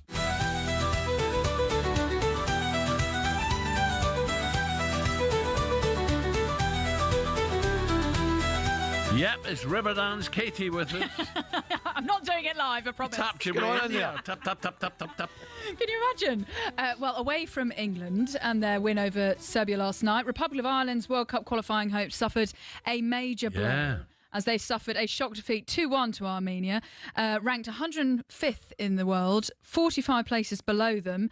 And in the post-match press conference, manager Jaime Hallgrimsson was asked this brutal question. Hamir, there's no way of dressing this up. That was a disastrous performance and result from Ireland, and it puts the whole World Cup dream into the bin, really, doesn't it? Yeah, it's close to that. Everything needs to be perfect from now on, and after this performance, it's difficult to be optimistic that we will go to Portugal and win them with a performance like we did today. Yeah, I'm not sure that's going to happen. Cristiano scoring again for Portugal yesterday or last night. Yeah, I saw that. He's absolutely remarkable, but that was a shocker for Armenia. Ireland. I can't believe that. It's a strange one. I mean, I've just got the Ireland team in front of me as well. You know, it's when you think, and it's nothing against the lads, but there's not really a lot of standout names there. You know, I think they're just going through. You could argue the Irish lads overachieved for years, man, with their great teams. You know, and they've had some fantastic sides, some great World Cup memories. But they're going through that. I just think they're going through that period that we went through for years, Alan. You know, Scotland went through when we didn't qualify for World Cups, and there was a dearth in talent. We've obviously got far better players now than we've had in recent years, and I think it's shown. At this moment in time, but I feel for the Irish lads at this moment in time. Well, also the fans, Ali, the World Cup is a colourful occasion, and the Scottish fans being there and the Irish fans is fantastic. So I'll miss the Irish fans. Particularly America, you imagine. Oh, listen, Ali, you imagine those Irish fans over in the States, over in America. Oh, dear. New York. I mean, they would run riot. Scottish fans and Irish fans, very, very similar. They would run riot, and I think the tournament, being honest, the tournament's always better off with those kind of fans at the tournament. So, but you got to say at this moment in time, it looks as though they're going to be sadly missed, because 1 point, I think they drew their opening game, was it against Hungary? I think it finished a 2-2 draw. But that if it's not paid to their... Hungary are not bad, Ali. They're not bad. They're better than Armenia. I know that. Yeah, there's no doubt about that, Alan. But I think they were always... You tell me I'm wrong. I think they're always fighting for second place, because it would have been a major surprise if Portugal hadn't won that group and don't win that group, and they're obviously sitting with maximum points, so they're kind of fighting for second place. Can they still do it? They can, but I don't think they will, to be honest with you. So who do you think takes the blame here? You've got Jaime Hallgrimsson, who arrived last summer, bottom of the group, like you say, Ali, in the World Cup qualifying campaign. She'll take the blame. Yeah, because he hasn't won in his last 4 games. Last win was back in March, and he even says himself, we probably need a miracle to qualify. Yeah, I don't have the group in front of me, so I don't want to really talk about. Well, I'll talk about it, but I don't have the group in front of me. But I must admit, I thought they had a great chance of finishing second. Yeah, well, they're sitting. I've got it in front of me now. Portugal 6 points, Armenia got 3 points. I mean, they still can finish second. I mean, that's got to be the target. Oh yeah. Absolutely, they can finish second. I mean, you'd like to think they turn that result against Armenia around. It's whether Hungary, Hungary getting the draw over in Ireland has posed them a little bit of a problem. But you're asking who'll get the blame. The blame will stop at the manager and the coach. That's what always happens. That's probably what should happen. So whether you've got to have a degree of sympathy with him, which I think you should have. Did you know much about him, Ali, before he got the job? I didn't. Heimer, I'd be lying to you if I said I knew an awful lot about him, because I don't. Katie's not in the head. She knew him. He's a dentist. Did you know that? Really? Yeah, still working dentist, still got patients, which is mad to think, the managers that the Republic of Ireland have had, Jack Charlton, Martin O'Neill, Mick McCarthy, and now you've got Holgrimsson, who's not delivering, so I wonder how much longer they'll give him time for. But 1 or 2 of them paddies will fill him in if they don't, if he don't make it. I know. Listen, you've opened a can of worms there, Katie, man. I mean, so many cavities in the back four last night. Well, his training drills have not been going well, Ali. Katie, you're going to regret telling us this. Training starts at 2:30. Oh, yeah, right. We're calling it a day here. 7:27.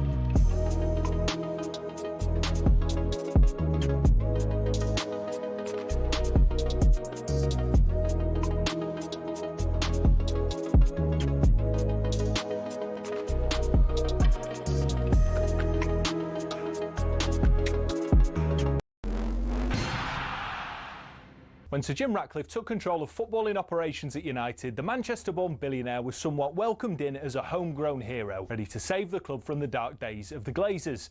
But in just 12 months, he became a punchbag for many fans. So what happened? Well, let's take a look and you can decide for yourself. Over the last 3 years, the club lost 300 million quid, and Ratcliffe rightfully committed to sorting that. But what seemed to get fans' backs up is the way he went about it. For example, talkSPORT understands staff lunch options at the Carrington canteen have been reduced to just soup and sandwiches, which the higher-ups at the club say will save them 1 million quid a year. Now, that might make sense for many who don't get free meals at work themselves, but it does get a little bit more picky than that. It was reported that after staff brought some stationery, they were ordered to send sellotape back because it wasn't considered to be essential. And the reward for being Steward of the Week used to be 50 quid, but that was scrapped and replaced by a paper certificate. But it's not just seemingly stingy decisions. In 2024 alone, Ratcliffe oversaw 250 redundancies, and more were announced at the beginning of 2025. Now, while there are people who acknowledge United staff numbers are overinflated, it's the optics which aren't great. Add to the mix the introduction of a flat ticket price of 66 quid for every fan, even children, while Casemiro's on 350 grand a week, and the frustration of fans reached fever pitch. Time will tell whether Ratcliffe's cost-cutting measures will improve outcomes at the club, but one thing's for sure, there's a long way to go for United to be back where many say they belong.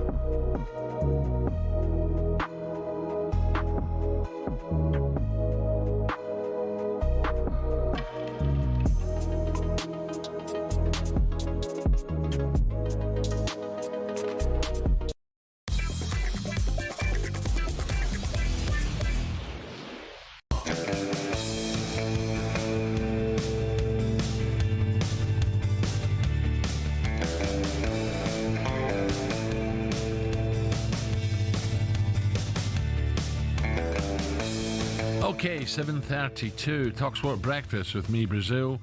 And Rangers' all-time leading goal scorer Alan McCoist and Arnold Clark gets £750 off any used electric car or home charger. Right, let's head straight to the phone lines. 03717 223344. The Daily Mail's Craig Hope has said this morning that Bellingham, after last night, he shouldn't be back in the England team because he's bad for the team. So should last night's 11 be the starting 11 going forward? Let's ask Gary, who's an England fan. Gary, a very good morning. Good morning, Gary. Mate. Hello, mate. What, Ellie? What, Al? Yeah, that was a lot better last night, wasn't it? That was the best under Tuchel, without a doubt.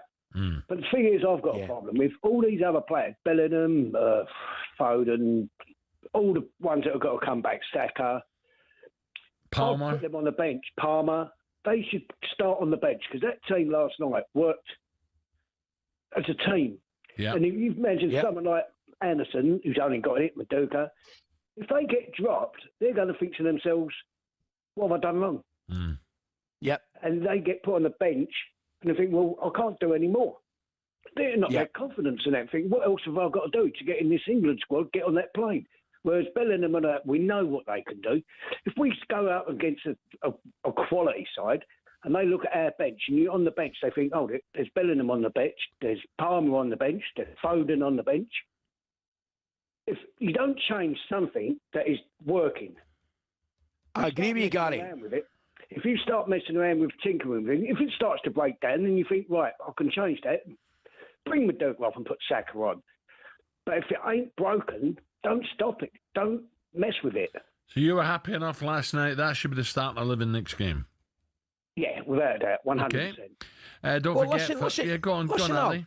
I'm just going to say, we've seen, you and I have been around football long enough to know. I take Gary's point and I agree with it. The man in possession of the jersey, it's his to lose, right? Now, you'd have to watch that performance last night and said, there's not too many of that England players deserve to lose their jersey in that performance, right? But it gives the manager a little bit of a nice headache and a nice problem, because he now knows, and to be fair to Craig, I don't think Craig said that Bellingham shouldn't get back in.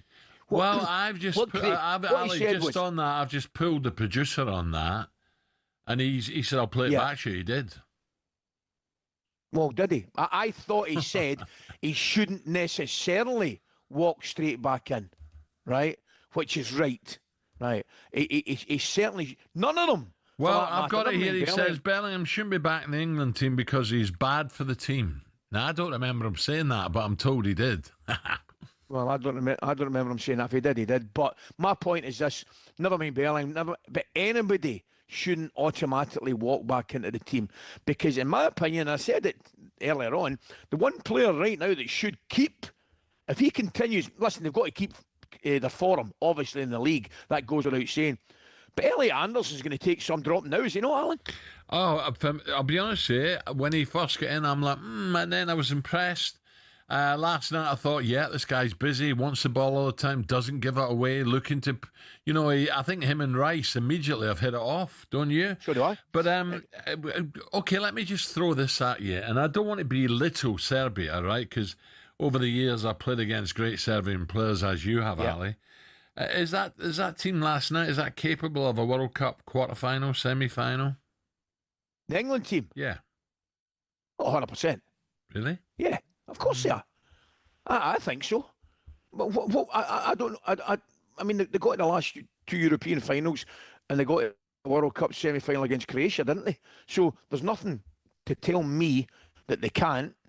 The big thing is they want to win it. I get that. I'm not sure they've got the team to win it, because I still think they're short of France and Spain, to tell you the gospel truth. But if you're asking me if that England team can reach a quarter-final or semi-final, of course they can. There's no doubt about it.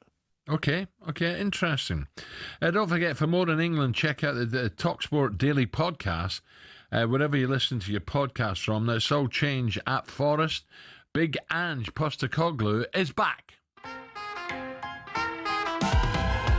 I always had a very good relationship with the owner. This season, not so well. His future is unclear. Nuno Espirito Santo sacked by Nottingham Forest and is ready to accept the job, ready to return to the Premier League. Tottenham end the season 17th in the Premier League. I'll tell you one thing, I'm not a clown. I never will be, mate. It's glory, glory, Tottenham Hotspur. The Europa League is theirs. He told you, he always wins something in his second season. Whether he's going to have learnt lessons from Tottenham, he'll have the same challenges. Nottingham Forest are looking upwards. Marinakis is no easy person to work for. I don't get how you can have Ange, because the style of football is so fundamentally different. Do you have to change it a bit to win? Does that suit Forest with their counter-attack method of play? That's my question mark with Ange. I'll leave you with this. All the best television series, Season 3 is better than Season 2. Yep, so Ange takes Forest to Arsenal at the weekend. What a great start that is. Whoa, cracker. Is Ange an improvement at Forest to Nuno? Let's find out and cross over to former Forest striker, striker, inside striker, Rob Earnshaw. Rob, a very good morning, Rob. Rob, good morning. Very, very good morning to both of you. When they told me who am I going to be speaking to, they didn't know. They didn't tell me it was the dream team. Hey, Rob, lots to talk about here, Rob. Lots to talk about. I feel sorry for Nuno. Listen, good luck, Ange. He's going into a fantastic football club. We know that. Nuno must be very disappointed. Ange knows the owner very well. How much of a surprise was this for you, this changeover? I was shocked, yeah. I was shocked. And people say, oh, yeah, but a few weeks ago he made the comments. And of course, I understand that. The one thing you can't do is make those type of comments against your owner, against a very strong owner who will do something about it, of course.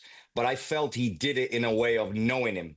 You know, when you know somebody, sometimes you can say things, because you've got a good relationship. And I just thought, just like last year, the Leicester game, when the owner comes on the pitch and they look as if they're having a disagreement, they'll work past it because, overall in the background, they've got a good enough relationship that they'll just move past it again. It'll be the same. So when he actually sacks him and only 3 games in and right at the beginning of the season, that's when I was like, whoa, that obviously that's a shock. For me, I was quite shocked. I was very interested that, okay, if you're going to sack Nuno after the great season he has, first time you've taken Forest to Europe, first in 30 years, first time that you've taken them to Europe in like 20 years, you just thought, wow, he's very strong, Mr. Marinakis. He will make a tough decision, and he's actually he's on his own goal of, okay, where do I want this football club? And whoever's in the way, whatever's going on, I am going to make big decisions. He does that, and he is doing that. So I was very, very surprised, to be honest with you. Rob, tell me about the Forest fans at this moment in time, because I get the impression, right? They woke up yesterday morning, they'll have been shocked, they've been a little bit surprised, they'll certainly, the majority of them, been a bit disappointed, but I get the impression they've seriously got their faith in the owner, Marinakis. They might have a little bit of a doubt here and there about the departure of Nuno, but I get the impression the vast majority of them back the owner to the hilt. Do you know what? It's a weird one. It's not actually very common where you have an owner that the fans actually love, and the fans back him, and they feel that this guy has taken us forward in the last, definitely in the last 5 years. And he's now taken our football club to Europe. And then you've got the manager where in Nuno, where they love him too. So when that splits, you're very torn, right? It's like the family is split. What do you do? Yep. But I think right now it's, listen, they'll always back the owner because he continues to push the club forward, and he's continue to produce results with the football club as well, whichever the manager is. So they'll do that, but they'll have a lot of love for Nuno. I think a lot of people loved Nuno, but I think the other thing is that he really, really wants a stylish football club, Nottingham Forest. This is Mr. Marinakis, and he also wants, which he has said, that a different style and a more attacking style. So that was interesting, and obviously. Yeah, clearly there's been a fallout with Edu as well, who's come in as the global football director for Mr. Marinakis. And the fallout between Nuno and Edu obviously has made this happen. So I just thought, okay, where do they go now? And Ange obviously coming in.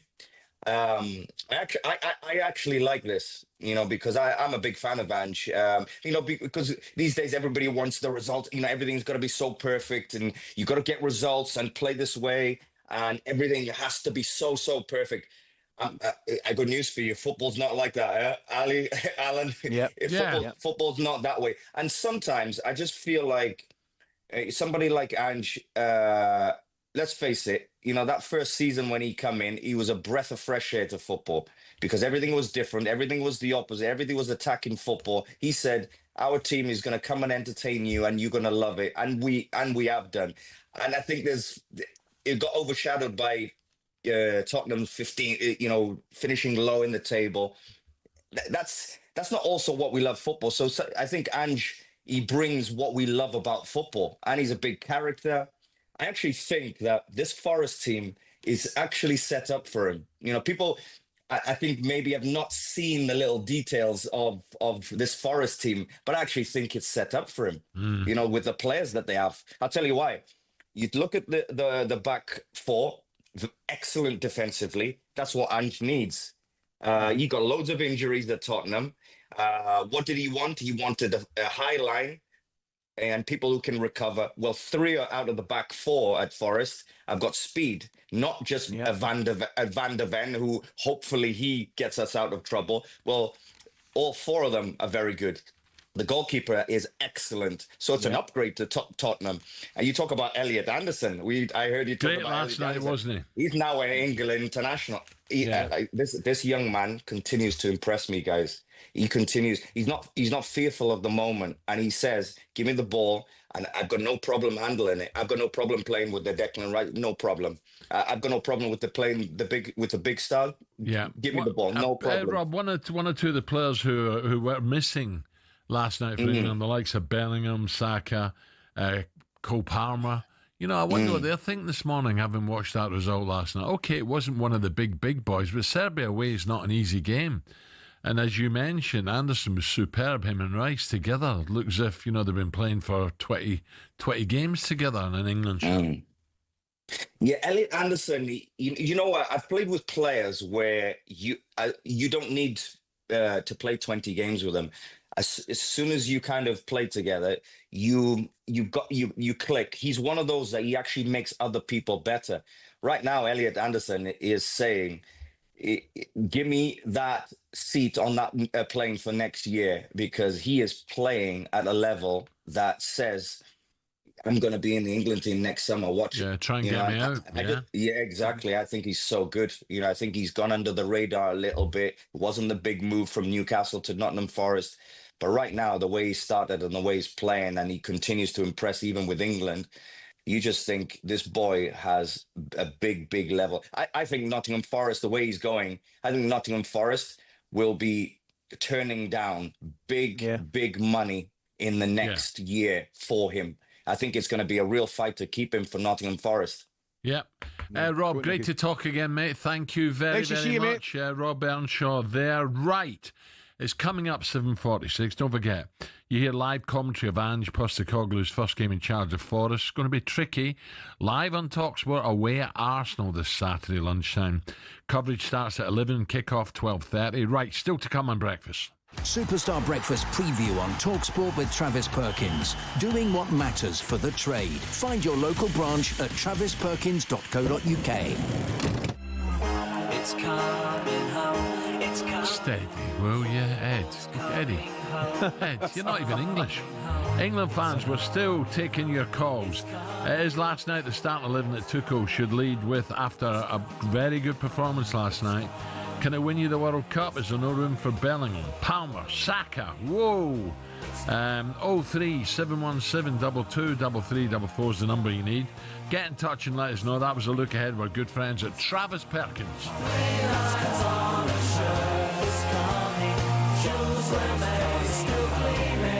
Superstar Breakfast preview on talkSPORT with Travis Perkins. Bricks on bricks on bricks. Over 40 million available to order with delivery to site. That's one less thing to worry about.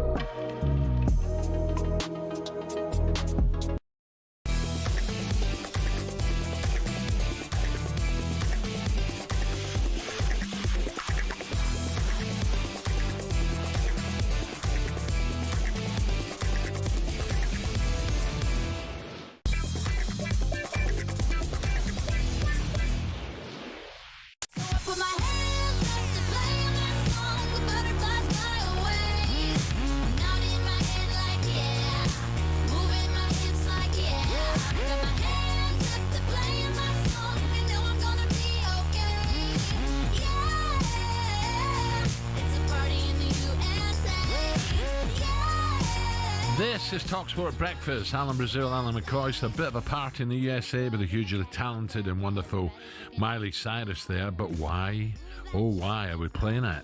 Alistair, well, in over just 2 weeks' time, Luke Donald and his team, Europe, will be hoping to celebrate a famous win in the States in the Ryder Cup. Do you know what? I can't wait for this. And the build-up took an unexpected twist yesterday with Team USA releasing their official shirt for the match with what looks like Rory McIlroy in the front of it. When asked about it, Rory said it looks more like Adam Scott than me, but yeah, it looks a little similar. Are we already in the heads of the Americans, Ali? Because this is going to be sensational. No. The answer to that question is no, but it's going to be amazing. Absolutely I nearly amazing. backed him in the Irish Open. I thought he's too far back. I can't. You couldn't make that up, could you? I didn't, because I didn't. You know, normally I have a little tenner on for a bit of fun. And it's probably the biggest roar. Biggest roar I've heard on a golf course outside the Ryder Cup. Was that the Eagle on 18? Oh man, the place erupted. The place absolutely erupted. What a putt it was! And when it hit the cup, the run about that green, it went absolutely crazy. No, I'm with you, Al. I cannot wait. I'm looking at the photograph actually, and I've got to be honest, it does look like Rory. Yeah. I think where I would disagree with him, I think it looks more like Rory than Adam Scott. To tell I the do, truth. just with the swing and yeah. Yeah. You know, Yeah, I'm with you. Yeah, it does. But it's amazing. It's going to be brilliant, mate. What are you thinking? I think it's a big ask. I think we can beat them. No, I do. I think we can. Really? I think it's going to be really tight. I think the opening singles, the first 4 games, is key, and we've got to put our best 4 players out. I think. Don't disagree. Go off to a good start. Must go off to a good start. start. Tommy's playing brilliant. Rory's playing brilliant. I don't see a lot of the live guys, but just on the main tour, Wee Bob's doing well. Wee Bob he's been knocking on the door, hasn't he? Yeah. No, nothing to fear. I mean, I tell you right now, if it was a home tie, you'd fancy it strongly. I would fancy it strongly if it was at home. The factor, obviously, over there, the passion of the crowds, the players, they'll be right up for it. No, it's going to be some viewing, mate. Yeah. Right, now another big story today, 7:54, is British horse racing is staging one-day strike today in protest against the government's proposed tax rise on betting on the sport. Let's say a very good morning, big Evertonian, Derby-winning jockey Martin Dwyer. Martin, very good morning, Martin. How are we? Morning, fellas.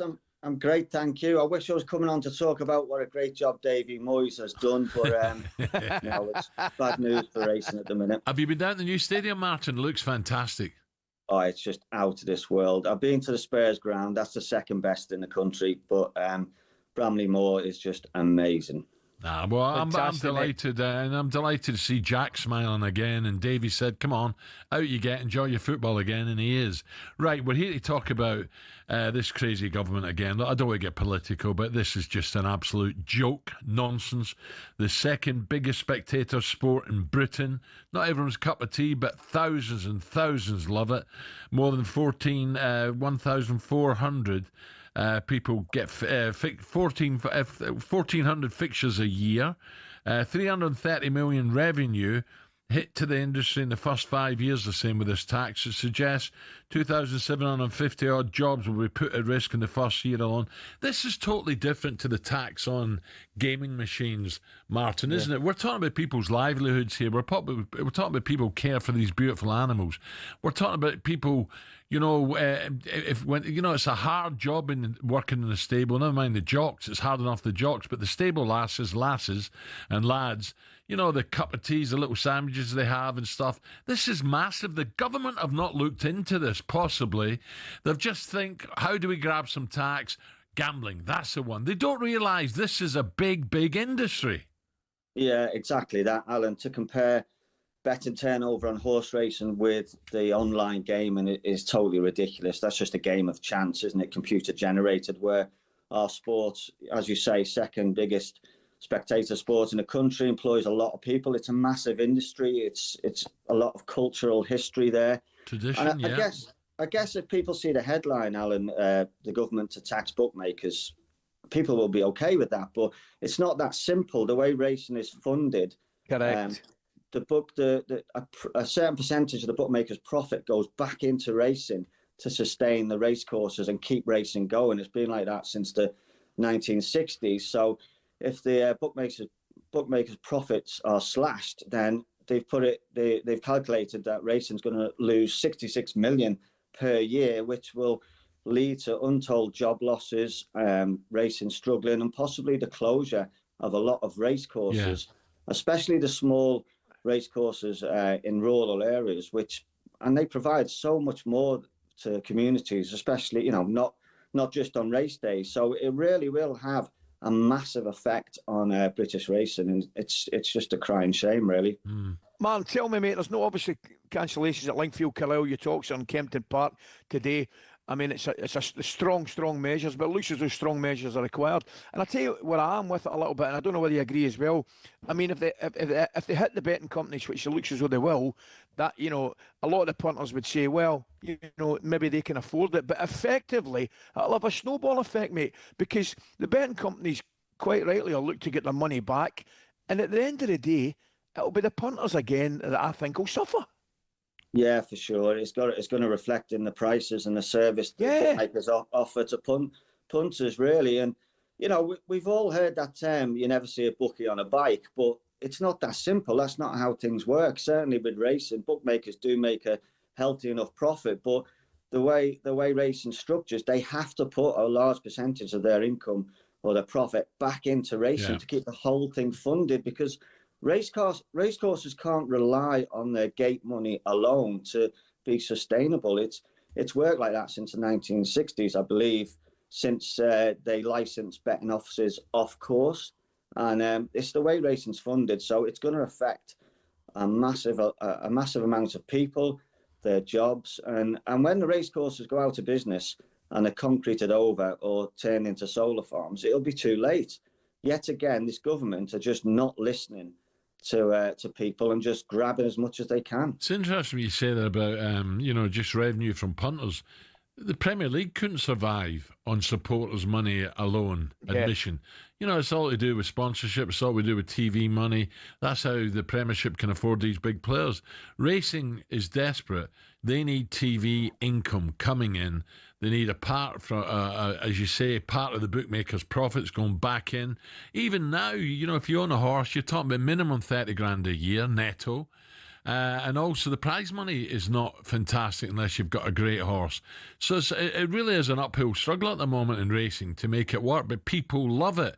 And if the government go through with this tax, it's going to, as you say, it's going to destroy it. It really will. It'll only be the elite that survive, and that's not good. Yeah, it's a crying shame. We could lose a lot of race courses, and some people who don't really understand the sport might look in and think it's just a load of posh people with a load of money. It's not. I mean, look at me. I came from a council estate and ended up having a great career in racing. It is open to absolutely everybody. And once these race courses are lost, I mean, they provide so much to the communities, and the great days out of the races, as you both know. Fantastic. And there's much more that goes on at race courses when there's no racing. Yeah. And it really is a shame. It's the first time in the history of the sport that the sport has voluntarily called off all the racing, and hopefully the government will listen. I'm not so sure. I don't know about you guys. I mean, if they're willing to freeze pensioners and threaten our food security, taxing farmers, I don't think they're going to be worried too much about racecourses closing down. No, Martin, you're spot on. I could sit here for a week and talk about it, but I'll get myself in trouble. I know I will. Me too. But already people are talking to me about Christmas around the corner, the King George. They're talking about Cheltenham. Are you going to Cheltenham? Where are you staying this year? It's a massive social thing as well. It's not just about taking a bit of wedge down there and hopefully making it 3 times as big when you come home. It's the social, meeting friends you meet every year at a racecourse. There's so much to it that these clowns don't understand. And do you know what? Attendances are going up. Racecourses are recorded really good attendances this year. People want to have a day out, and racecourses are trying the best to attract families. Kids, come and have a day out. Bring the kids, come in for free. They put on so much. But racecourses can't survive on gate money alone. Like you made the point, the Premier League couldn't, and they need this income to keep the whole industry going. And it'd just be a shame if we start losing racecourses. And the amount of people the sport employs, you just wouldn't believe. With not just the starting stall handlers and people like that, for instance. Yeah, just people that work on the race courses, people that work in the stables, the vets. Yeah. I mean, the farriers. Yeah. It's a massive, massive industry, and we really can't afford to lose 66 million a year. The racehorse owners, they fundraising to a point. They pay a lot of money to have the horse in training. They never make much money back in prize money unless they're really lucky. They do it for the love of horse racing. Yep. But for it to be funded and keep going, to have the venues for those people to run the horses, we need this income. And it's just awful to compare us with the slot machines where I agree. Remote online. Man, I've got to leave it there. Listen, good luck with the Toffees. Thanks for coming on. Good mate. luck, we'll Martin. talk again. You, mate. Thank you. Talking a lot of sense. Cheers, guys. Have a think about what Martin Dwyer was saying there, because he's right. It's not just about having a bet. Crikey, and it's a social day out, and so many people employed. The second largest watch sport in the country. Come on, wake up, government. Just gone 8 o'clock.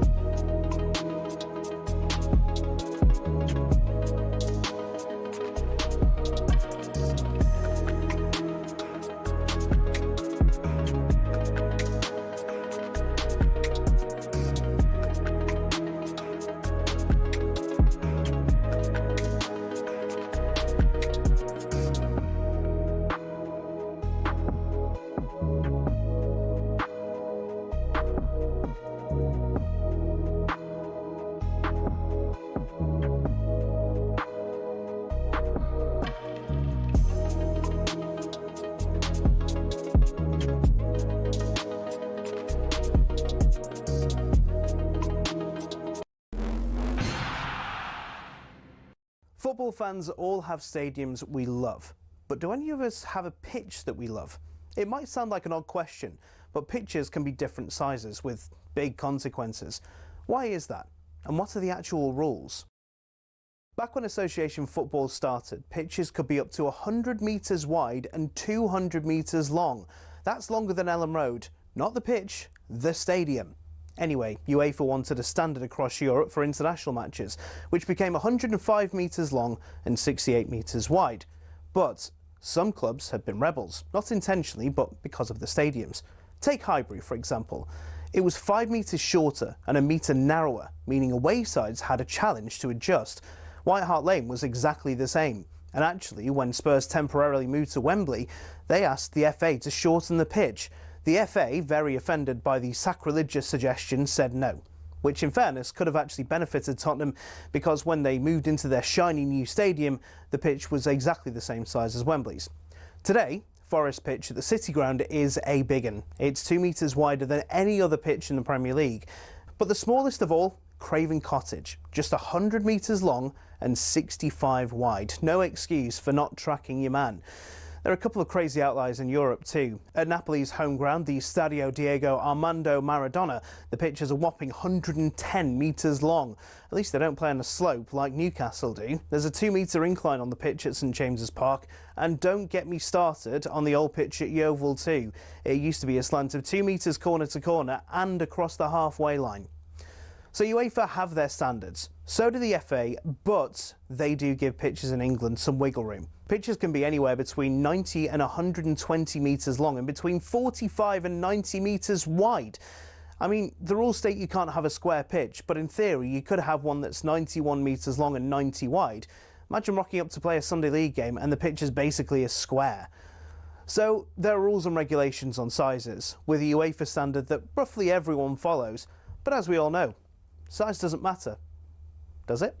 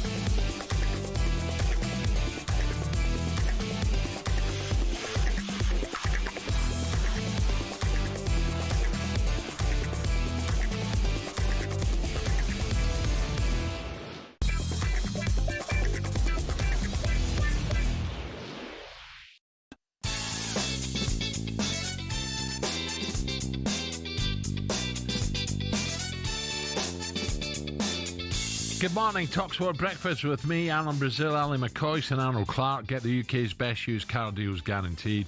Now, so many after the Andorra game were criticising Tuchel in England. Our very own Jeff Stelling included. Well, they certainly would struggle not to be impressed last night. Defenders Konsa and Gay scored the first international goals during a 5-0 romp. Victory away in Serbia. 5 different goal scorers for Thomas Tuchel, leaving the German very, very satisfied. But now the question is, are England better without the stars, the likes of Palmer, Bellingham and Saka?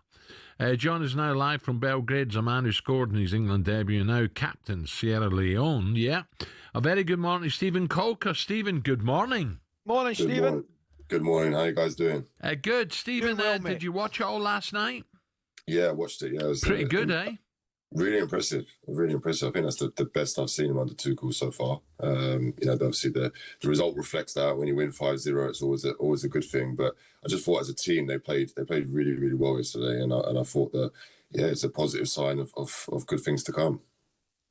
What did you think, Stephen, after the game at the weekend? Do you think the problem with maybe to a certain section of England support, do you think they get when things don't go their way, the complaints about the 2-0 game with the Andorra, I understand some of the complaints, but I felt it was a wee bit over the top. Another victory, a clean sheet, and then they got a performance at that, and maybe one or two of them go over the top. Do you think it's about trying to find a balance in these games?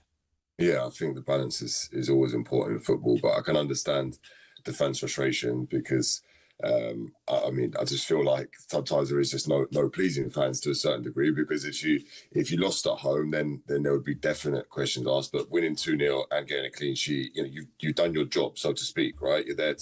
He's there to win matches. Of course, there is always the element that you're also there to entertain. There is a big part of that, but what one do you want? I'm sure that most England fans will take England winning the trophy over them playing pretty football and not qualifying. So I would say the balance is key, but I mean, in my opinion, it wasn't a bad game at the weekend, and it certainly wasn't a bad game yesterday. It was impressive. I just think that if England's low bar is a 2-0 home win, then that's a good low bar to have. Yeah. And yesterday for me was pretty high. The standard was good. Stephen, it's difficult though, isn't it? Tuchel, when the crunch comes, when you have to leave out people like Palmer, Bellingham, Saka, these are real top players. It's going to be a very, very, it's a nice situation to have, but it's going to be very difficult to get it right. It's an absolute headache for Thomas Tuchel. I guess it's a nice headache to have as a manager, right? Having so many players to choose from, but it's an uncomfortable one because, there are players there that, of course, have egos. They all want to play. They're big stars for their clubs. They're big names worldwide, and people are expecting to see them on the team sheet. They're expecting to be on the team sheet, and when they're not, I think for me that's the hardest job of a manager is managing the players that aren't playing. Because I think if you have that, you have that squad togetherness, and you have that, for me that healthy environment that players want to be in, and everyone's getting opportunities, then you're going to go far. And for me, that's one thing that Gareth did exceptionally well was creating that environment, which I thought was a fantastic team environment. And then again, like we're talking about, fans weren't so happy with some of the performances. So if Tuchel can manage the stuff off the pitch or maintain what Gareth started, and then bring a little bit more spice on the pitch, then I think there's no reason why England can't go that step further. Another goal for Harry as well. Incredible. His record is just amazing, isn't it?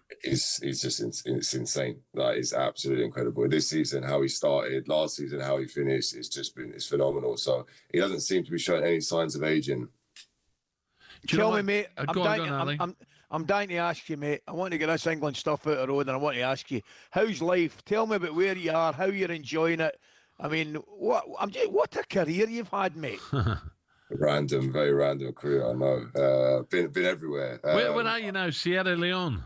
No, I'm currently in Iceland. The reason I'm asking, Stephen, because I'm just back from Iceland myself. I had 5 days fishing there in the East Ranga River, and it was absolutely magic, mate. I loved it, and I can't wait to get back. I cannot wait to get back. It's absolutely stunning over here. So beautiful lifestyle. Came over here to start my coaching career. So I'm player assistant manager at one of the clubs here. Absolutely love it. You talk about the lifestyle and how beautiful it is. Yesterday we had a team day where we were running alongside the beach, the only sandy beach they have here. Finish your running into the Atlantic Ocean, ice cold, and then you've got the hot tub waiting for you there, which is all like the water coming up from the volcano. So incredible lifestyle, and really enjoying it. Wow. Magic, well, mate. Keep us in touch, Stephen. That's fascinating. It really is. Iceland. Blimey hell. By the way, I thought the water in the north of Scotland would be cold, but I'll tell you what, you're taking it to another level up there, Stephen.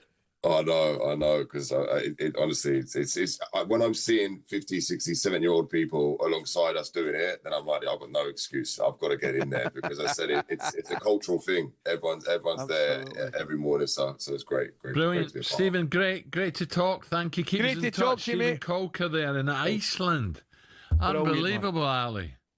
Oh, what a story. It really is a phenomenal story. You said Sierra Leone. Well, where did that come in Sierra Leone? I'm just reading my notes here. No, but you're right. I think that's where he is at the moment as well, doing his coaching and playing and all that stuff. But he's in Iceland with his club. He's obviously done his badges. It's just, I was looking at it 2 seconds ago. Just hold on a minute to get back to find it. He has been all over the place. How about us for some of them? Spurs, Yeovil, Bristol City, Swansea, Cardiff, Queen's Park Rangers, Southampton, Liverpool, Dundee, Alanyaspor, Fenerbahce, Wigan, Malaga, Iceland. What's a career that is? Sierra Leone. The only thing I know about Sierra Leone was that not what's his name? Blood Diamonds. That's where that was based, wasn't it? DiCaprio, Sierra Leone. It might be, mate. I can't remember. Oh, come on. It's your favourite film as well. Don't give me that. It's very good. That is very good. Good luck to Stephen there. Right, 8:16.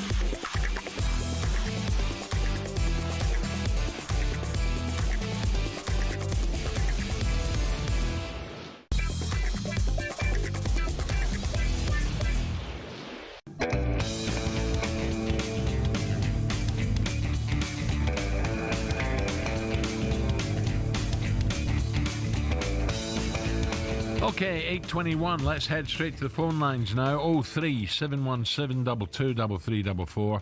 Plenty of people saying last night's 11 should be the team for England going forward. So what does that mean for Bellingham, Saka, Palmer, etc.? Let's ask Alfie, who's an England fan. Alfie, a very good morning and welcome. Morning, lads. How are you both? Good, mate. Good, Alfie. Excellent, Thank you. mate. Yourself?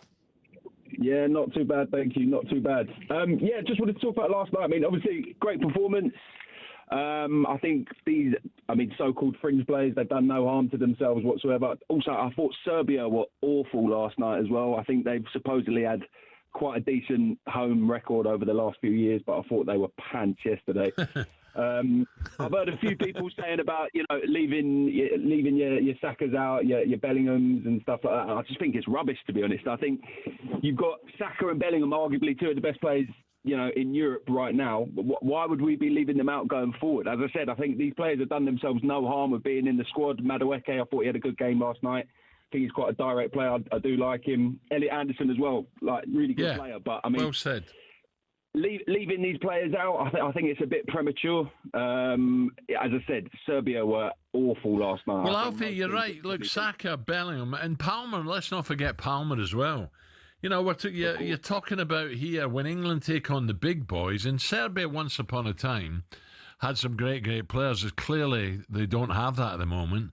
But still, away from home, on their patch, they're hard to beat. England made it work easy. Rice and Anderson, you're right, were fantastic. It was a togetherness performance, wasn't it? But when you have to break down teams like Spain, even Portugal, Spain, France, etc., Brazil, the World Cup, then, that's when you look at the likes of Saka, Bellingham, Palmer. I'm not saying it's a must. They've got to come in, but it's a nice problem the manager Tuchel has now. Of course. It's a good headache to have for any manager. I think that we're sort of spoilt with it at England, where we've got so many good players, and I think it's easy to forget off the bounce of a 5-0 away win in Serbia. It's easy to forget about the other players that aren't playing. But as you said, Alan, I think when you're playing in major tournaments and you're playing against your Spains and your Frances and stuff like that, imagine leaving Saka and Bellingham on the bench in one of them games. You'd be ridiculed as a manager. I think Stephen Corker said it a few minutes ago. It's easy to get carried away after a win like that, and obviously after the Armenia game on the weekend, it's all doom and gloom about the performance. But I think just keep a level head with it. Alfie, it's encouraging. Let's say that it's encouraging. Thanks for your call, mate. Right, now it's time. You get the latest sporting odds with Coral, and here comes Simon Clare. The Coral Daily Download on talkSPORT with Coral. We're here for the fans this season. 18 plus, gambleaware.org. So, Simon, I take it you don't want to talk about the Armenia result. You want to talk about England. You're absolutely right. What a shocker! Listen, I am, by the way, an Irish passport holder, but I'm a passionate England fan as well. I've lived not England rugby fan. You are not football. England rugby. I'm not. I cheer Ireland on at rugby and England on at football. But look, I was watching the game, and look, everyone's right. Alfie's right. Serbia were pants, but that's exactly the sort of game that England have been toiling playing against away from home. It could be a 1-0, 2-0. And if France or Spain had beaten Serbia 5-0 away from home, I think everyone would be getting pretty excited. But it's, as you said, guys, so funny. 2 days ago, England were rubbish and weren't going to do anything. Correct. And now we're champions. That's it, Simon. A bit of balance is required. You know what I mean? That's what I think. It wasn't the worst performance and worst result at the weekend, and it's not the best last night. But I tell you what it did. It proved to a lot of people, myself included, that some of these lads that have come in can do a job, particularly like Anderson. I thought Madueke over the 2 games did himself no harm at all. You know what I mean? So there were some good performances, and it's given Thomas Tuchel nice food for thought. It has. And look, we were actually betting. I got the traders last night to get the betting back up on players to make the World Cup squad. And I've got to say, and give a shout out to Alfie the caller, our traders are very much in his camp. Listen to this, right? In terms of like Saka, he's 1 to 20 to make the squad. So is Palmer. So is Bellingham, 1 to 20. Foden, interestingly, 1 to 10. I'd say he might be an interesting player because he's not, not playing that much at the moment. Yeah. Now here's the odds. This is a sense check. You can shout whether you think they made the squad. Madueke is 4 to 6 to make the squad. I thought he's got a pretty good chance. Yeah. Yes. Anderson 4 to 9. Still it's almost a back of a odds on shot. Well, Anderson, if you think about it, Anderson, along with Rice, was superb, wasn't he? Of course you will. What happens if something happens to Declan? Gets injured? Anderson's a shoo-in, surely. That's what I'm saying. And interesting ones here. Well, Reece James, 4-6. I feel like he's probably one of the leading contenders. Well, I suppose you've got Trent, who isn't in the squad. I thought Reece James, 4-6 was a fair price. Rashford, 5-6. Rashford? Not sure. On the cusp. Yeah, I'm not sure. I've got Rashford behind a few, Simon, to be brutally honest. I know he came in, took his penalty very well, but I've got him behind a few. I'll throw one at you, mate. Yeah. As we always do. What about Adam Wharton? Adam Wharton is in here. I'll tell you now. Adam Wharton is 3-1. I think I saw somewhere like that. Yeah. No, sorry, wrong. 10-11 on the cusp. So that was you're giving me 3-1. I was in heavy. Well, a couple of the Jed Spence. I know it's a big debut for him. He's 2-1. If people want to cheer him on a believe he can go the way. Jordan Henderson 4-1. Tuchel likes him. I'm not sure he'll make the squad, but anyway, it's definitely fun. We got the betting. So in terms of predicting, and of course injury can play a part, but it's always the thing that people start to debate now. Who's going to be on that plane to America, Canada, and Mexico? Well, Stuart Pearce coming up later. We'll talk to Stuart. We're going to talk to Martin Crudis, Chief Executive of Art Racing, Simon, owners of Lingfield, Uttoxeter and Doncaster. Spoke to Martin Dwyer earlier.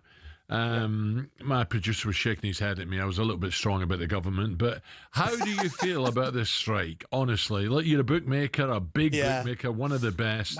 How do you feel about it?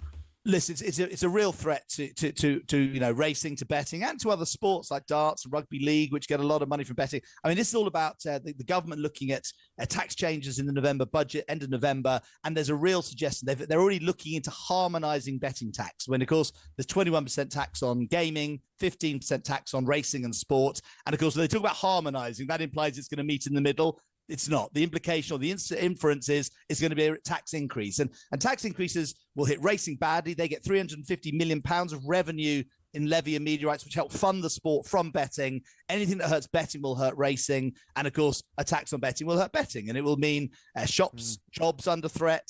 It also really worryingly will mean probably the offer that bookmakers offer customers will get worse, prices, offers, etc., because we'll have less money to play with. And that raises the whole spectre of a growing black market where more and more customers now are betting with illegal bookmakers or bookmakers from outside the UK, where therefore there's no tax. The government get no tax, correct? Exactly. So I think, look, there's no racing happening today. It's not so much a strike because it's already hurting the government. It's not hurting people the way the tube strike is, but it's making a shout out saying, for God's sake, government, don't hurt the sport. And Simon, we should make it clear, the economy as well, it's the second biggest spectator sport in the country. Yep. And all the people associated with vets, with catering, with the stalls handlers, with Newmarket, Lambourne, Wantage, whatever, with the little shops, people going for coffees and stuff who are all attached to racing.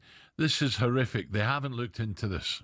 They haven't. And look, it's not definitely going to happen. That's why today's really important. Actually, people listening genuinely, I know it's a difficult thing these days to mobilise people. We don't go marching on Westminster because we may have to, our betting might be affected. But, if people are worried about the impact of a tax increase on racing and indeed their local betting shop, they can just drop a line to their local MP, email them, say, come on. I mean, look, the government's probably going to have to try and find money from somewhere. There's likely to be some forms of tax increases. We don't know what they are. But I think hitting betting would, I think, be a false economy. I think they won't raise as much as they think. And actually, they'll end up damaging a great sport and a great industry. The betting industry is a great industry. And, of course, we sponsor lots of races this weekend at Doncaster, where Martin Crudis is coming on. It's sponsored by Betfred. They sponsor the classics. We sponsor races throughout the year, as you well know, guys. We own horses through the Coral Racing Club. All bookies put lots of money into racing. It's going to hurt us all, but it's definitely not going to happen. So that's why today's a protest, and there's still time to make sure the government doesn't do anything too damaging. Okay, Simon, thank you. Ali, I was reading at the weekend as well, Ali, about our farming system and the forgotten promises that were made by the government, what they're going to do for our industry, our food industry. Absolute tosh. It's out the window now. We must protect our farmers. Forget at all it. Costs. They've been sold right down the river. They've been sold. We've got to protect the farmers at all costs. There's my 2 bobs worth. At all costs. I'm with you. 8:30. The Coral Daily Download on talkSPORT with Coral. We're here for the fans this season. 18 plus gambleaware.org.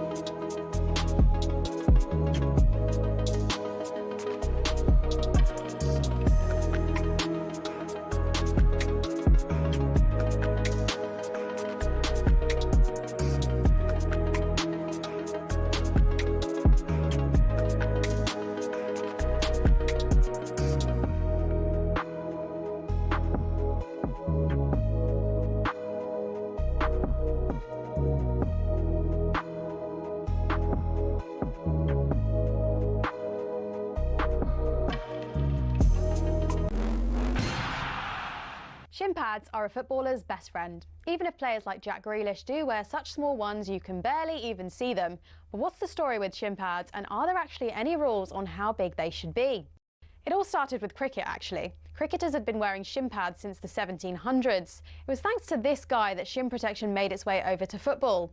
Meet Samuel Widdowson. He was a cricketer and a footballer. He played for Nottingham Forest back in the late 1800s, and he wanted a way to protect his legs from nasty tackles. Naturally, his mind drifted to his other favourite sport, where players had been wearing these pads for a century. Story goes, Widdowson cut up his cricket pads and popped them on before taking to the footy pitch. His Nottingham Forest team then began wearing them from 1887, and the first known use of them in a match was in 1894, in a match between Newcastle and the then Woolwich Arsenal. Eventually, FIFA clocked on that this kind of protection was pretty important for footballers. And so, in 1990, basically 100 years after Widdowson first put them on, shin pads were made compulsory. It became part of Law 4 of IFAB. That's the body responsible for setting the laws of the game internationally. But the law doesn't actually specify anything about measurements of shin pads. It just says they must be made of a suitable material and be of an appropriate size to provide reasonable protection. It's really vague, even though there have been calls for it to be changed. But for now, that's why Grealish and co can still get away with these ones, which are no bigger than a credit card and which seem to offer little to no protection whatsoever.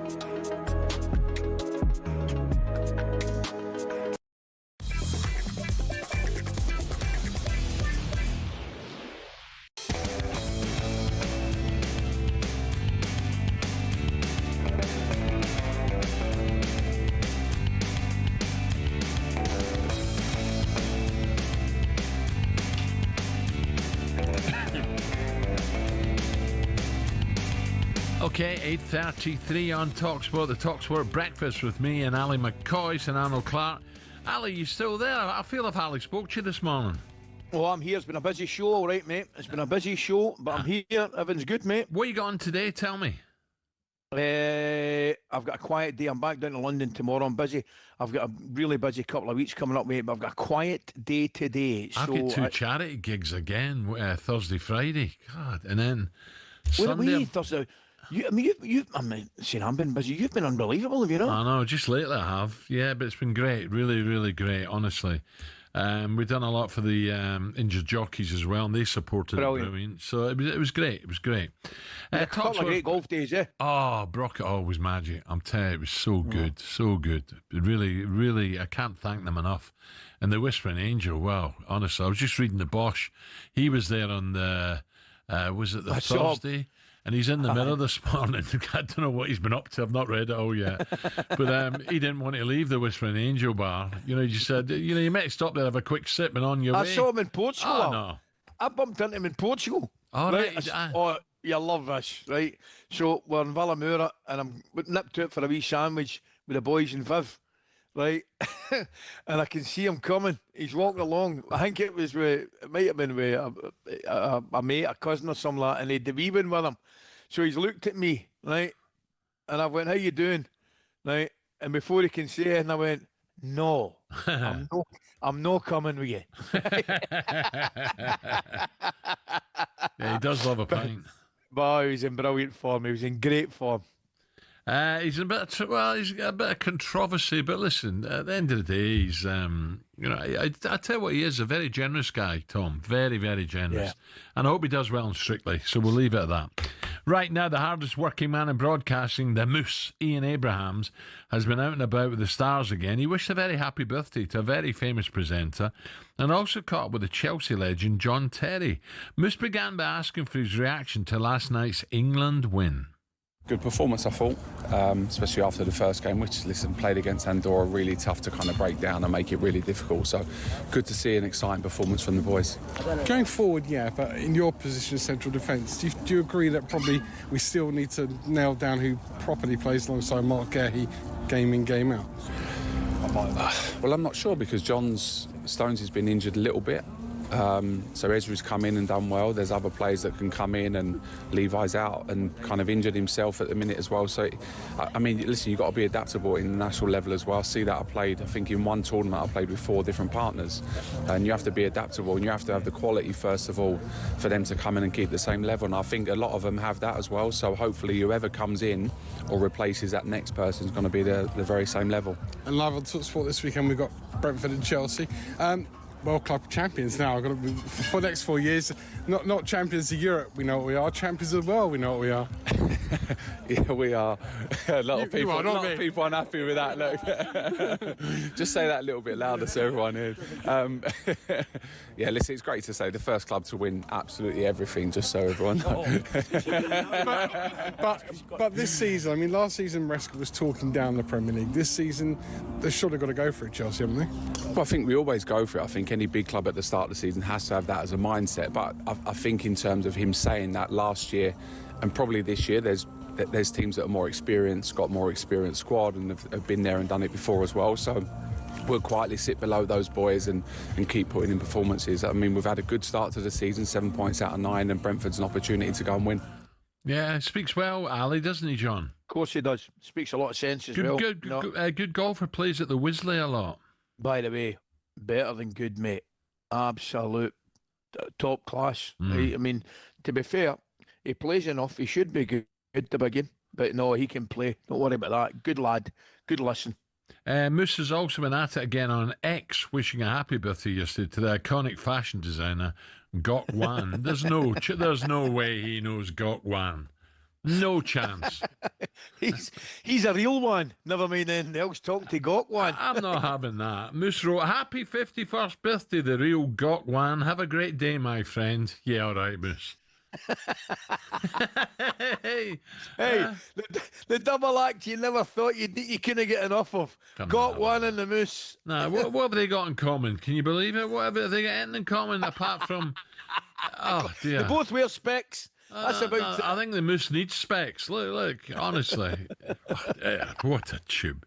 Now, it's been quite an international break for Premier League news. Big Ange, he's back. Postecoglou is back, replacing the sacked Nuno Espirito Santo at Forest. Well, the man that sacked Ange 96 days ago left his role as chairman of Spurs after 25 years. Friday's show, I said to Gabby and the listening millions some meaty information about Daniel's shock exit, did I?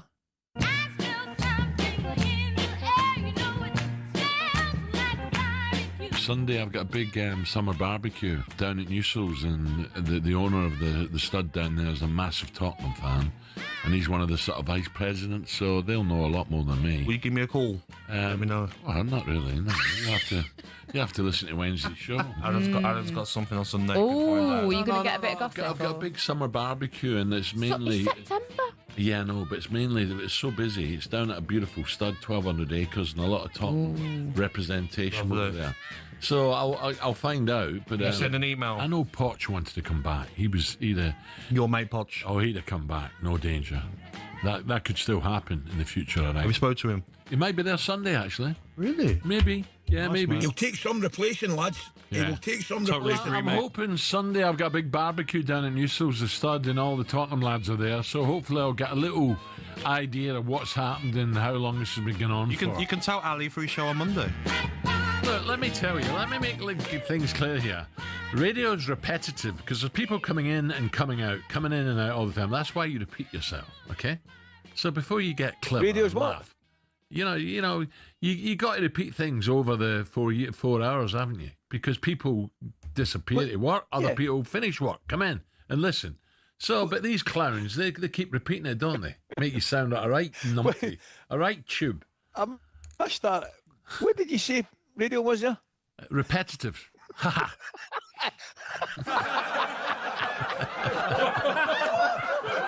Look at him in his wee top there. Look, he's what's that? It's your doddy top, isn't it? It's my wee doddy top for my cycling. Yes, that's exactly what it is, pal. Anyway, just to clear things up, no one knows what happened. The assumption is that Daniel was pushed. That's the assumption, but we don't know. He may have walked, but I just think it was so much part of his life, 25 years, that I don't think he'd do that. I think he loved that football club. And everyone agreed. We spoke to a lot of the ex-players, some great players, ex-great players there. And they were basically saying, whatever you think of Daniel with the football side of it, in terms of the club and the business, what a job he's done. Fantastic. No doubt. And everyone agreed on that, okay? Right, it's time to... I'll tell you what we'll do now. Let's look ahead to the next hour of the show. Coming up. Superstar Breakfast preview on talkSPORT with Benchmarx Kitchens and Joinery. Get trade prices on kitchens to suit all styles and budgets at Benchmarx. Oh, Forest legend Stuart Pearce is with us at 9 a.m. for more on Ange and to tell us what his starting 11, oh dear, difficult, would be if the World Cup started today for England. Next, though, we're joined live this year by top presenter, big Arsenal fan, Roman Kent. We'll see if she still thinks the Gunners are title favourites, as he told us, well, over the summer. We're going to do it. I think we are going to do it.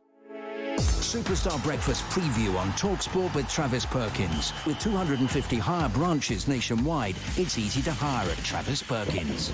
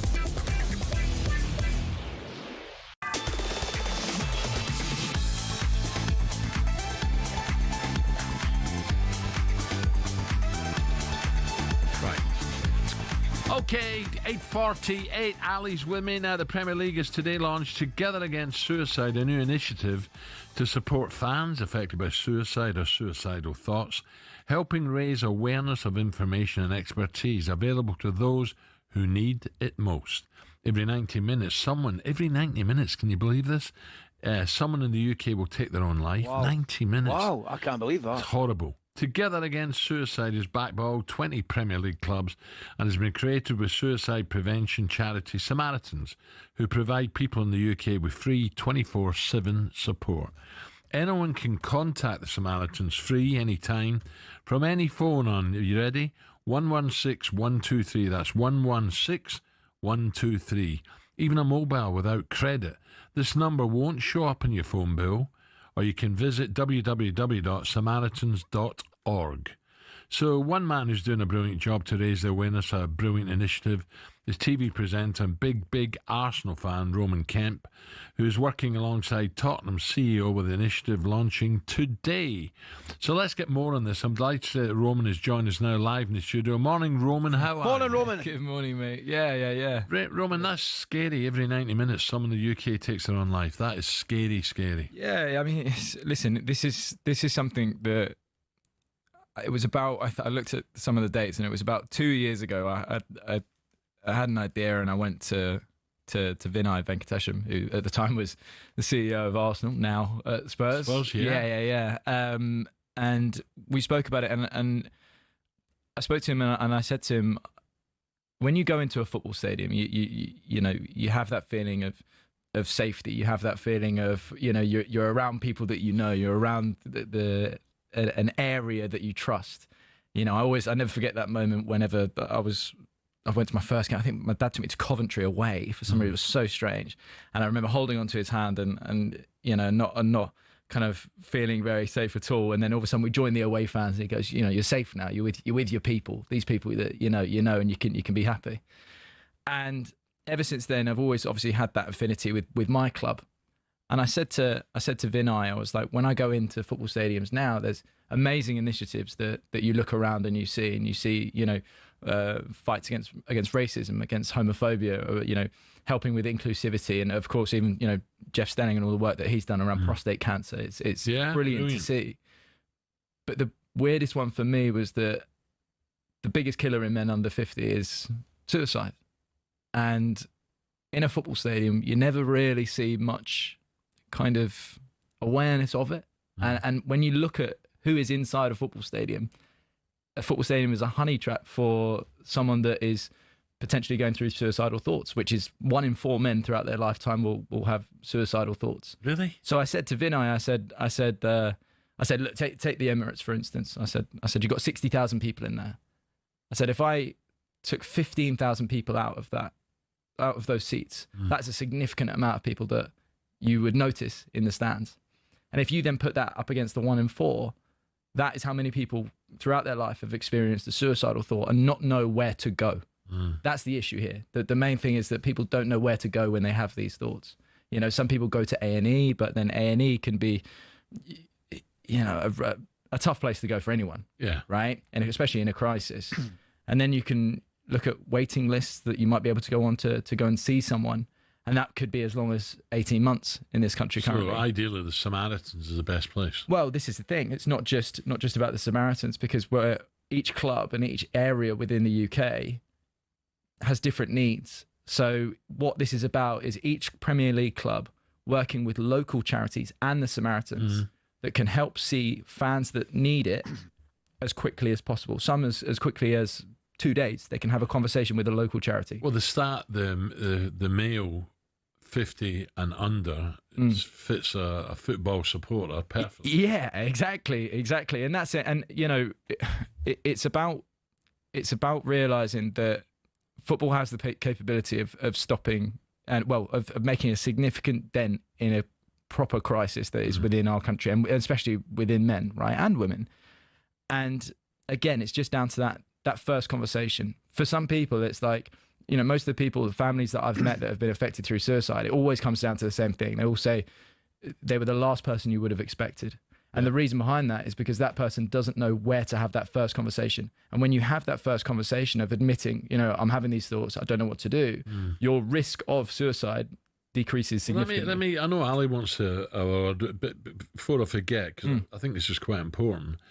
Nowadays, it's stressful out there, but if we go back, say, 50, 60 years, were suicide rates, were they as high as this? Were they higher? Well, this is the thing. I always look at it like, people can say, we're going through an even bigger crisis now because the numbers look like they're climbing, right? So you look at, obviously post-pandemic, a lot more. Population's getting greater. Yeah, population's getting greater, but also you can look at it as a positive in the same aspect. So it's like the numbers are getting higher of people wanting to seek help, but that's because they're admitting to it and because there's more awareness around the topic. Well, that's exactly the point I was going to make. Sorry, yeah. No. I should have made it more clearer. Yeah. Maybe 50, 60 years ago, people were scared to admit something. That's exactly it. But at the end of the day, I've kind of gone throughout this journey, and that I've been with in terms of suicide for the last 5 or so years, and that every time I speak to someone, they don't even say the word suicide out loud. They mouth it, and they kind of go, "Oh, you do a lot of that chat about suicide," and they can't say it, and it's almost like it's this thing that we mustn't really speak about it still.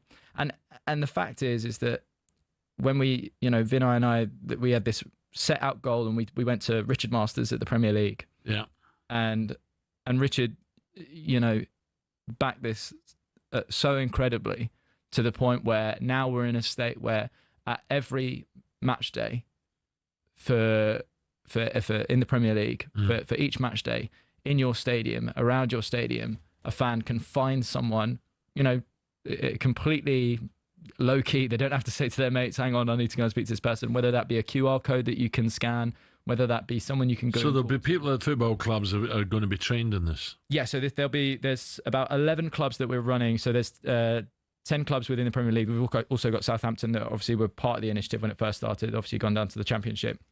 But 11 clubs are at the kind of full length of the pilot. So they will have people in stadium as well. But all 20 Premier League clubs are part of the initiative. And that is the launch of there's a website today, obviously, where you can go and you can click on your club and you can see the local charities that your club have next to them that you can go to and speak to. It's got to be a great idea, Ali, isn't it? Oh, mate. Listen, I think it's fantastic. I think it's a brilliant project that you're doing and that can help Roman. I think it's fantastic. I was going to ask you a question, mate, if I may, regarding it.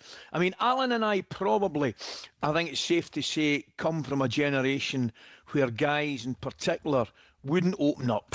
You'd keep everything under wraps. Whatever problem you had, you would think, you wouldn't want to share it. You wouldn't want to burden it on somebody else, which is, I don't think there's any doubt, it's completely and utterly the wrong thing to do. Are we getting better now? Are the young team and the new generation getting better and opening up and speaking to one another? Yeah, that's it. But yeah, do you know the tough thing, Al, is like you've got, everyone knows now. I think if you go across the country, and I think if you say to people, what's the best way to battle against suicide and what's the best way to battle against negative mental health, more than like 99% of people will say to you, "Oh, you've got to talk more. You've got to talk more." The issue is that when you are, and I've been there. I've been that person that has reached the end and thought, okay, I really don't want to be here anymore. Then you worry, okay, where do I actually go? Do you know what I mean? It's like you've got this point where I'm done with the talking. I need to know. I need someone to help me right now.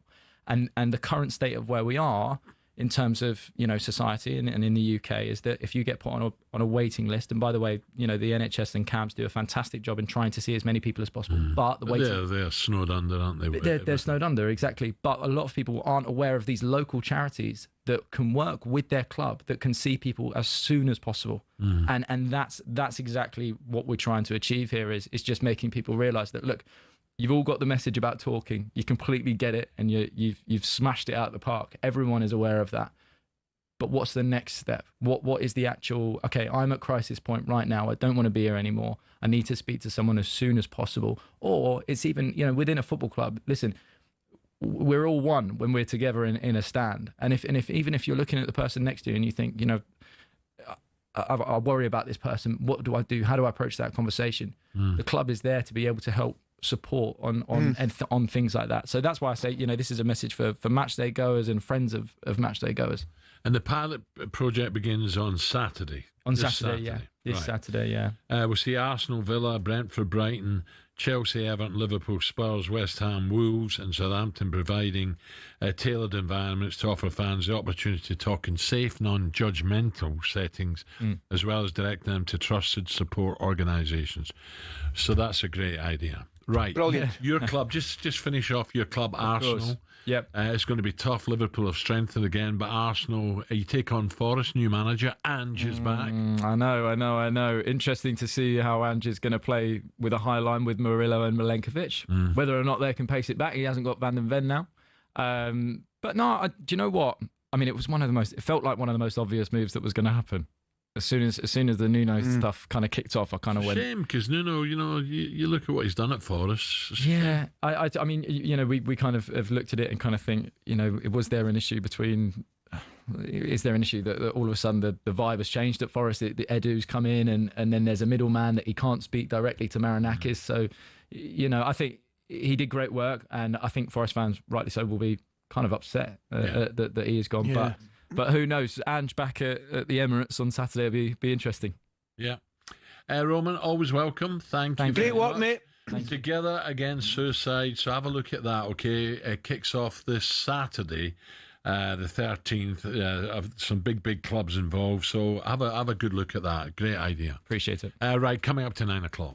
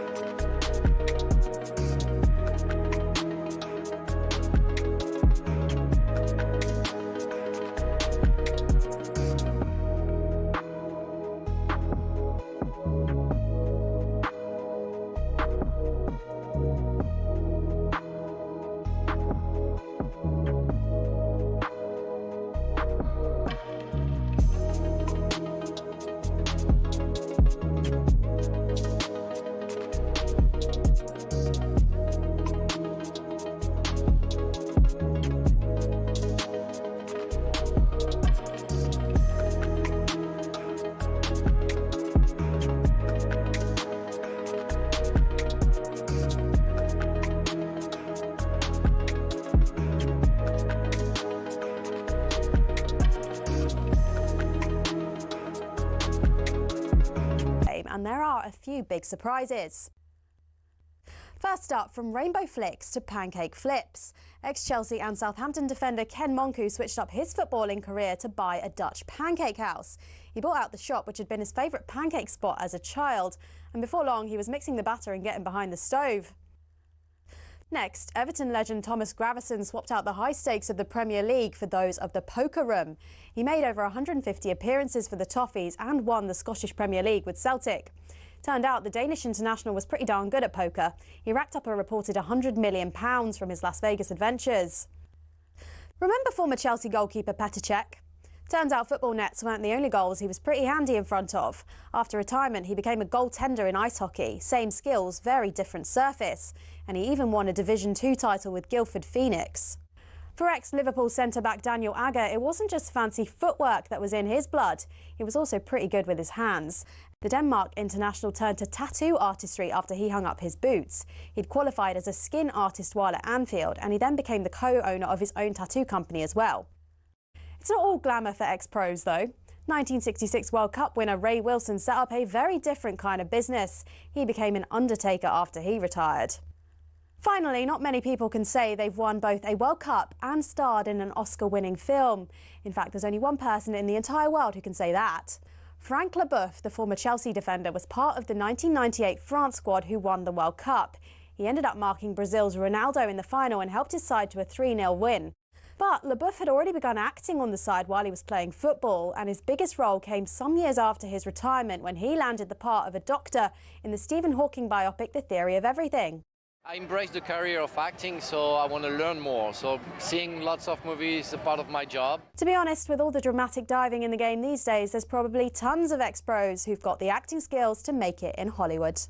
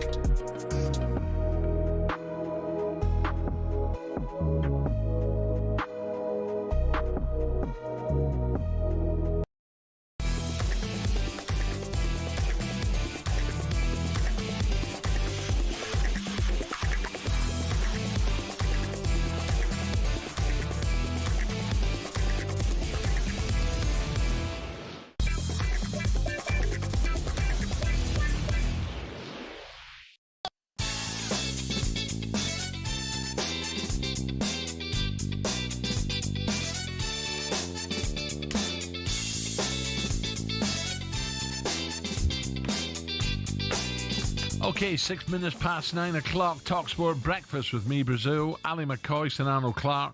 Get the UK's best used car deals guaranteed now. Was last night the first time that England announced themselves as genuine World Cup contenders? Next summer. Tonight, for England, they need to play the opposition and not the occasion. Another away swinger from Declan Rice. More curve on that, and he's headed in off the inside of the post. Harry Kane attacking it. Qualifiers, Stu. He's played 40 and has now scored 44 goals. Quite incredible, as I say. So reliable. Where Kane's inside the penalty area, and it's two. This is much, much better from England. And what Thomas Tuchel was hoping to bring. Surely he's going to be bundled over the line for three, and he's eventually. And it's Ezri Konsa that has got the goal. We've created chances, hit the back of the net on 3 occasions so far. Milenkovic with a sliding challenge. He's brought Kane down, and the Serbian captain is set off. And their bad night has just got a whole load worse. Laid in towards Gahey for 4. It just gets better and better. That's a sublime from set piece. Rashford has spotted the ball down. It's against Petrovic, a stuttering run up and rolls it past him into the bottom left-hand corner. And England, with a 5-star performance, have a 5-0 lead in Belgrade. You know, same with this result. It's a great result. It's a building block, definitely for us. But the acid test is up ahead. So England are pretty much guaranteed a spot at the World Cup next summer after delivering on Tuchel's promise that they would make a statement in Belgrade. But now everyone is asking the question, here we go, are England better without the stars like Palmer, Saka and Bellingham? Ooh, let's find out with a man who knows England better than anyone. So good morning to former three-line skipper Stuart Pearce. Morning, Stuart. Morning, Piercy. How are you, mate? Morning, gents. All well, thank you very much. Well, that was better watching last night, wasn't it? Eh? That was, you know, it was had a bit of everything, didn't it? They were solid, they were busy, they were playing for each other. There were some great individual performances. You must have enjoyed that, Stuart. Yeah, it was a really good performance. I've got to say, I was not as downcast as many were after the Andorra game, because I thought Andorra defended fantastically well and worked hard as a team. Serbia didn't do that, and they left the likes of Madueke on one side, especially isolated one-on-one. And if you're going to do that, you're going to pay the penalty. And as I say, that played right into our hands in many ways. I thought the athletic prowess of the team was there for all to see. And it probably played a part in the penalty and the sending off, you know? Yeah. Yeah, Piercy, I've got to say, I thought it was a very impressive performance. I was the same as you. Weekend, I thought 2-0, clean sheet, victory, move on. And I wouldn't get too overboard about the performance last night, good as it was. But I want to ask you, interesting, a couple of things about, you know, whether you think John Stones would be, you know, better in the centre defence than what they had last night, which I thought weren't under any pressure. But particularly in forward areas, Piercy, can you ever remember England having a, you know, I wouldn't say embarrassment of riches, but you think about if he's going to play three behind Harry Kane. He went with Gordon, Rodgers, Madueke last night, and then you've got Eze, you've got Bowen, you've got Bellingham. You've got Grealish, Foden. It's absolutely remarkable the talent they've got in that area in particular. Yeah, without a doubt, you can roll the names off, you know. But I think the key is, Ali, is to get the balance right. You know, and I know that, you know, you play in teams, and sometimes you've got to get the balance right and sacrifice maybe one or two of the starlets that everyone's desperate to get into the team. I think with England, you need two out-and-out wingers on either flank if we're playing this system. I really do, that can go past people. I think we've done that for the last two games, and it's looked to improve us. I also think that Declan Rice needs to play further up the pitch where he can get in the box to score goals, which we saw against Andorra, but more importantly as well, out of possession, he can squeeze up and offer a really aggressive press, which I think we lack as well slightly. So, Stuart, it's difficult. They've asked me to ask you, you're starting 11 for England, and it's only two qualifiers, but you know, can you give us an idea who you'd be picking at this moment? Kane would be one of them, wouldn't he? Yeah, I mean, in all honesty, Al, if I was to go through the team if everyone was fit, all the English players that are available to play for England, if they were fit now and going to go out for a World Cup, I would put Pickford in goal. I would probably, and this is a tough call for me, at right back, but I'd probably edge on Livramento with a proviso that he's got room for improvement. I think he can improve and be a really top-class player. I like him. Yeah, and as I say, he gets forward really well. At the heart of the defence, I would probably get Gahey's a given. It's him and somebody else. I really like this kid. I would play John Stones alongside him. And at left back, I still think Luke Shaw's the best left back we got if he's fully fit and available. Okay. Rice, midfield? Not as a holder. For me, he's got to play further up the pitch as a number 8. Alongside Bellingham in that central area, and as a holder, I think you've got a choice of two. You've got Walton and Anderson at the moment. I'd probably just err on Anderson because of what he done with the 21s in the summer, especially, and what he's doing at Forest. Right. So what we got then? So we're missing the two wide players. Two wide players. Well, Harry Kane's a given up front for everybody. I would play on the right-hand side Saka. I think he's been outstanding for England over a long period of time. And on the left-hand side, I'd play Madueke. Would you? Wow. Not Brilliant. Gordon. Yeah. Madueke. Well, Yeah. Okay. It's amazing, Piercy. Yeah, it's funny, mate. I'm looking at your team, and believe it or not, before we spoke, I wrote down Shaw at left back as well. I still think he's your best left back by a mile. But see last night, getting back to the point, mate. Excuse me.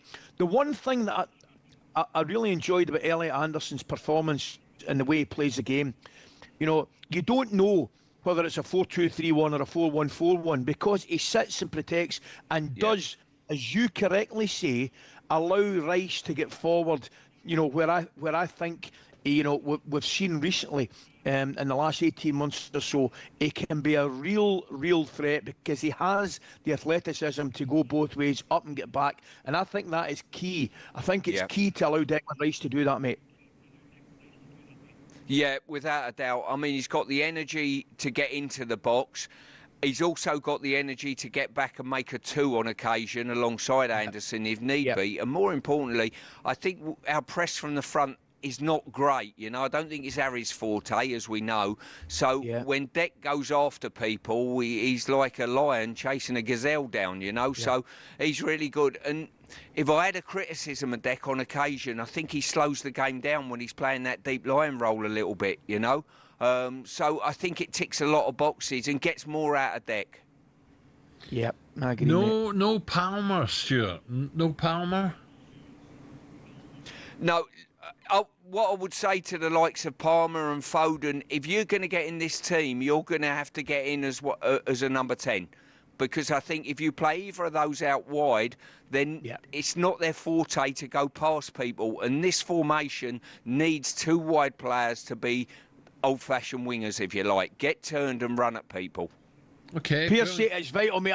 Before you go, mate, I can't let you go. You're 100% spot on. Teams at the top level internationally, the great teams have 2 wide men and forward areas, and they can do one thing. They've got pace and they have the ability to get by people, which makes things happen as soon as you get by them. It's a must. It's an absolute must. Yeah, and it's not often, as we saw against Andorra and other teams, it's the only place on the pitch where there is a bit of room, to be quite honest with you. In those wide areas, they bank up in the middle of the pitch.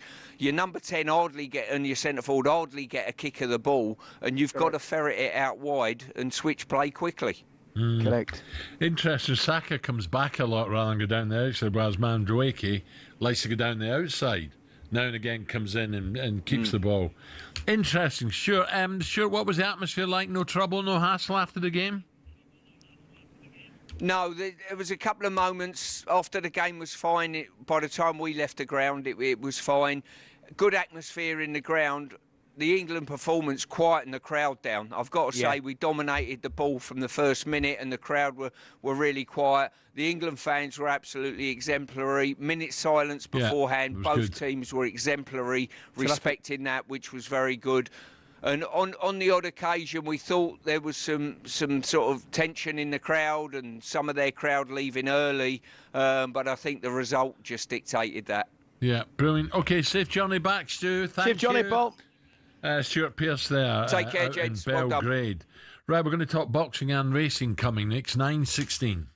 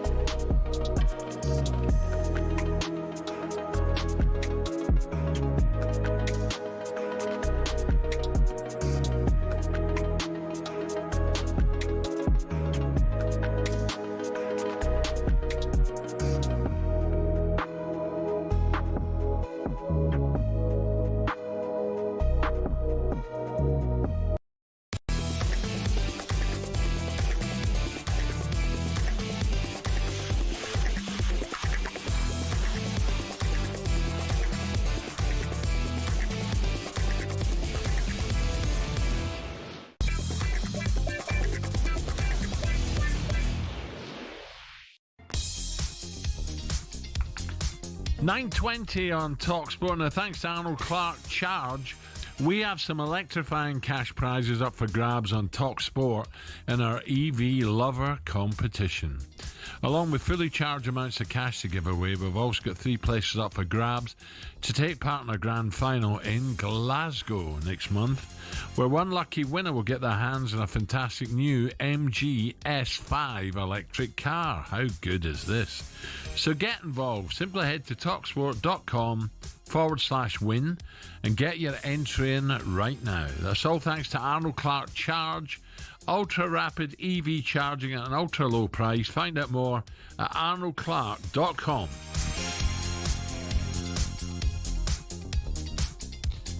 Are you coming up for that?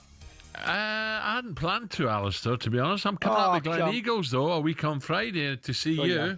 Yes, absolutely. I'll see you now. I just thought you might be paying a double visit to your native country, that was all. Oh, I don't know. How's Celtic playing that weekend? I don't know. You're asking me. I'm really going to know that, aren't I? Oh, come on. You should do. You keep an eye on that gap, don't you? I'll bet your golf. I can guarantee you that. I'm looking forward to that, mate. Right, here we go. So, let's talk boxing, Ali, shall we? Anthony Joshua has gotten the world of boxing talking again by laying down the gauntlet to fellow British boxing icon Tyson Fury. Speaking to Ring magazine about Joseph Parker's upcoming fight against Ipswich's Fabio Wardley, AJ said, "I'm proud of Joseph Parker." Listen, he's a lovely guy, Joseph. I don't know if you were with us, Ali, when he was in the studio here. Top guy. Great guy, isn't he? Even though he's a competitor, Real recognised Rio. Eh? He's in the game to fight whoever, whenever, and that's the DNA of a real general. Crikey, what's this real? Right. Unlike his dippy mate, I'm not going to say that, his dippy mate Tyson. Unlike Tyson, I would dissect his career record in minutes, but I'll leave that for a potential gloves are off show if ever. Well, who's wrote this? Who's written this? I'm going to get beat up by Tyson Fury if I read any more of this. Crikey, what is going on here? You're not wrong. I'm reading it myself. I'm thinking, please don't say it, Al. I know. Please don't. He's going to give me a right-hander. Right, this is AJ. To my supporters, I'll be back to lace up my boots and put my gloves on sooner than later, hopefully punching Fury's head in, oh dear, and dancing around his flicker jab with ease. Please say join us now as a man who knows both fighters better than most. Tyson's ex-trainer and current trainer of AJ, Fabio Wardley, Moses Atuma, and Pat McCormack, who won last week. Ben Davison joins us now on talkSPORT. Ben, a very good morning. Ben. How are you? I'm good, thank you. Yourselves? Very well, Ben. Listen, Ben, I was going to say to you, mate, before we move on to the bigger boys, the heavyweights, a part of the world that's close to my heart, I want you to tell me about Pat McCormack, mate. A great victory on Saturday. I think it was against Miguel Parra. I think he stopped him in the 9th. Late developer. Well, I'm saying late developer. Went into professional boxing a little bit late, did he, Pat? Yeah, so he went to 2 Olympics. He went through 2 Olympic cycles. So was an amateur for quite a while. Olympic silver medalist, European Games gold medalist. Achieved everything that you can in the amateurs. Turned professional. Got hindered with an injury.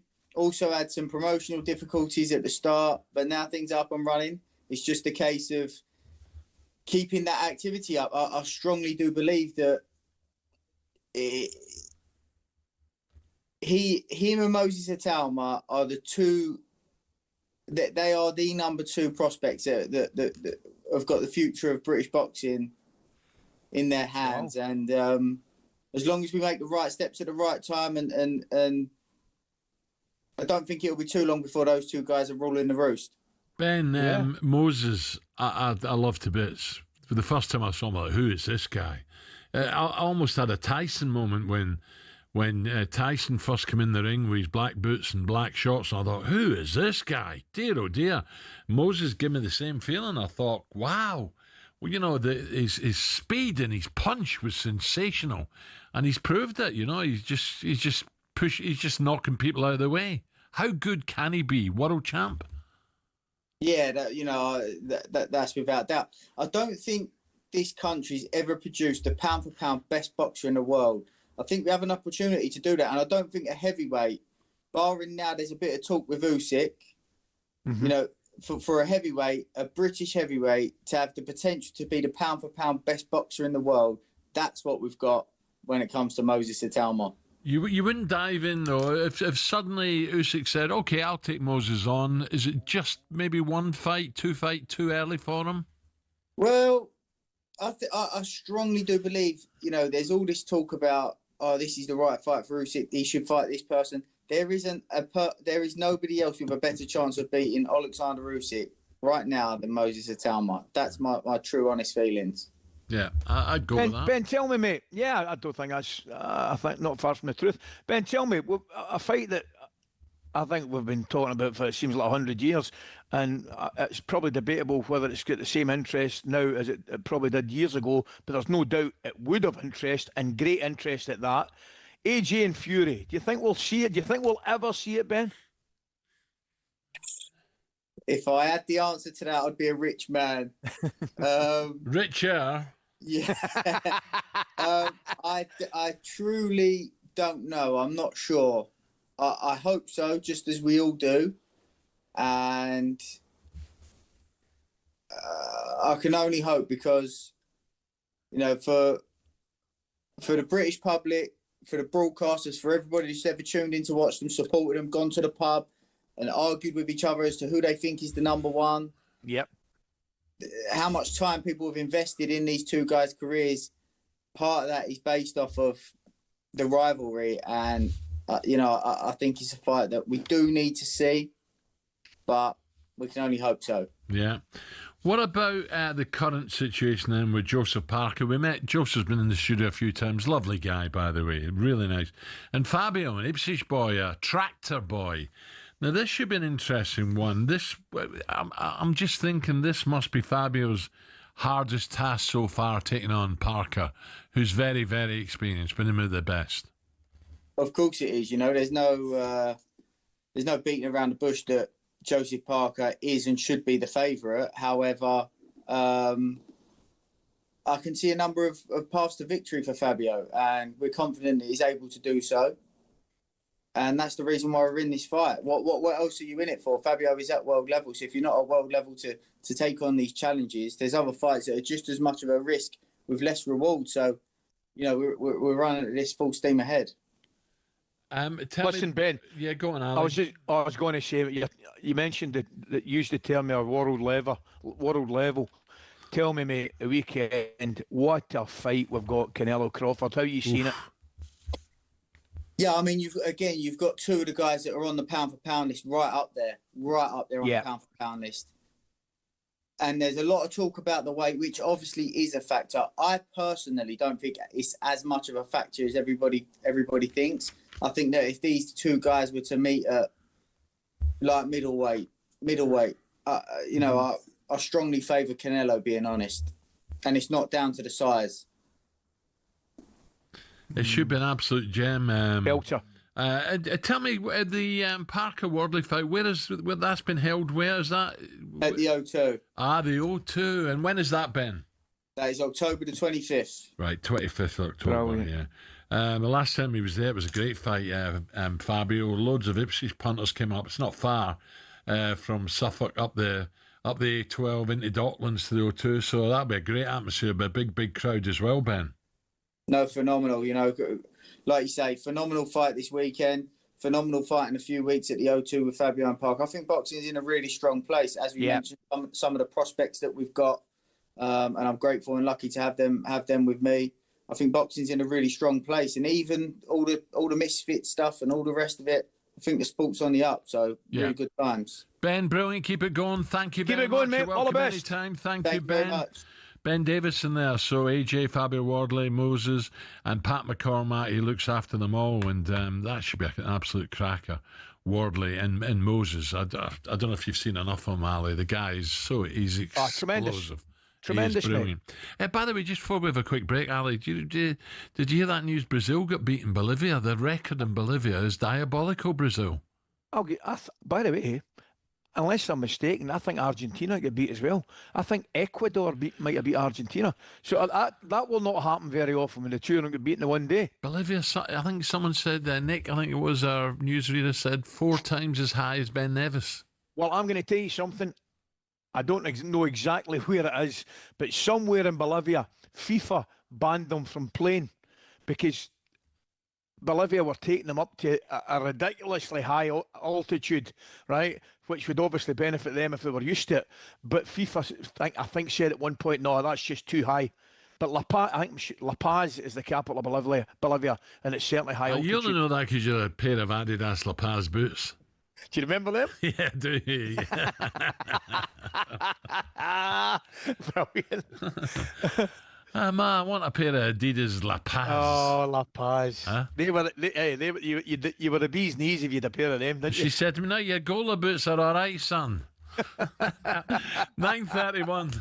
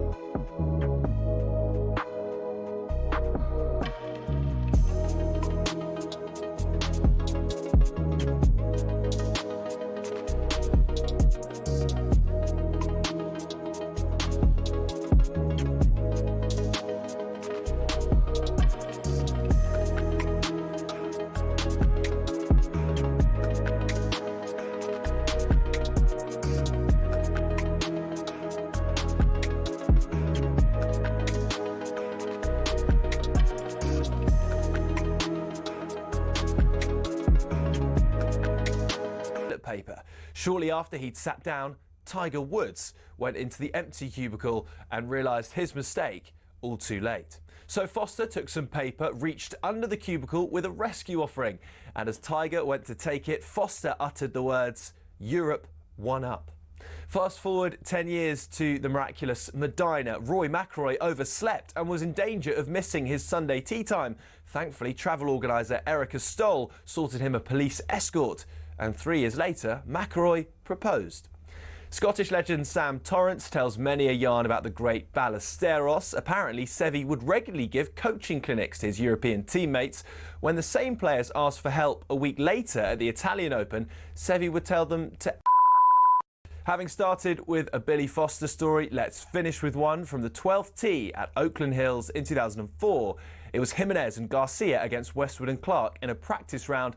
And as they finished, Foster decided to jump in the buggy and speed away with all their clubs, only to lose control entirely and see it careering towards the spectators. Thankfully, the Red Sea parted and the buggy smashed into a tree, with viewers and clubs still intact.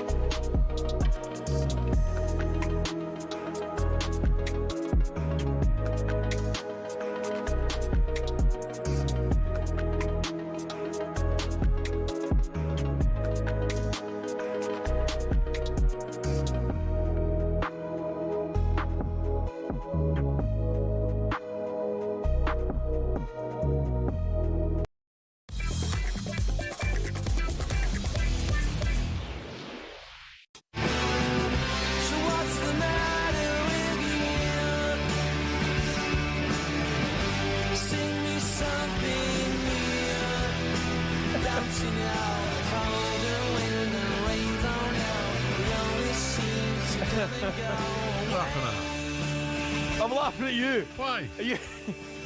You want another go? Do you want to have another go at Pat McCormack? By the way, Pat McCormack.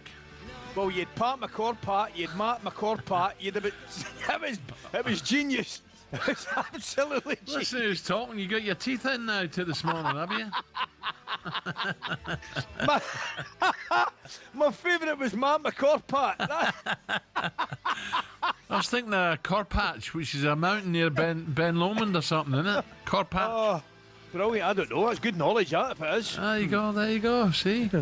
No, he's a bad Ted. He's got some he's got some great boxers there, hasn't he? Under has he no just? Has he no just? I was thinking that, mate. Right, this is talkSPORT Breakfast with me, Brazil, Ally McCoist and Arnold Clark. Get £750 off any used electric car or home charger. Time's ticking with just under 2 weeks to go. Enter now for your chance to win £25,000 and tickets to Oasis' final Wembley gig. It's our biggest competition yet. Don't look back in anger, and here's how you can enter. 18 plus, UK excluding Northern Ireland. For a chance to win, text the word Oasis to 83338 and you're in the draw. Text costs £2 plus one standard network rate message. You must have the bill payer's permission. Or you can enter for free by calling 0330 880 338. All entries must be received by the 19th of September at 9 a.m. This is a talkSPORT limited promotion run on talkSPORT, Talk and Virgin Radio UK stations. Full terms and conditions at talksport.com. Trainer of AJ, Fabio Wardley, Moses Atuma, and Pat McCormack. Pat McCormack, excuse me, who won last week. I'm going to fall out with you lot, I'm telling you. Tell you what about that. That was my... Oh, you like that, do you? Oh, I loved it. Hey, by the way, so did my phone. The phone's been going. The boys are loving it. No, it hasn't. No, you are exaggerating.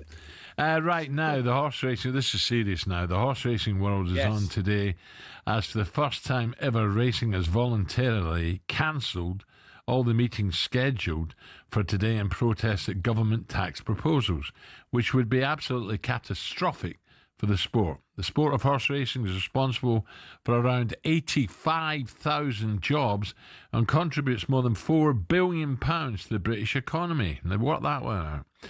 This is all under threat now, already reeling from the impact of bungled regulatory measures. It now faces a tax grab that could cripple the sport, simple as that. The proposed 5% tax increase, according to the BHA, the British Horse Racing Authority, would equate to £66 million, which is a third of the total annual prize money, and would throw racing's future in jeopardy. So let's get more on this now and cross over to the chief executive of ARC, which are the owners of Lingfield, Uttoxeter and Doncaster racecourses, Martin Crudis. Martin, a very, very good morning, Martin. Good morning, Alan. Martin, already spoken to Simon Clare about it from Coral, and this is, for me, is naivety in part of the government. They don't realise how big racing is and has been over the decades, the history of it. But in terms of financial, it's the second biggest spectator sport in the country.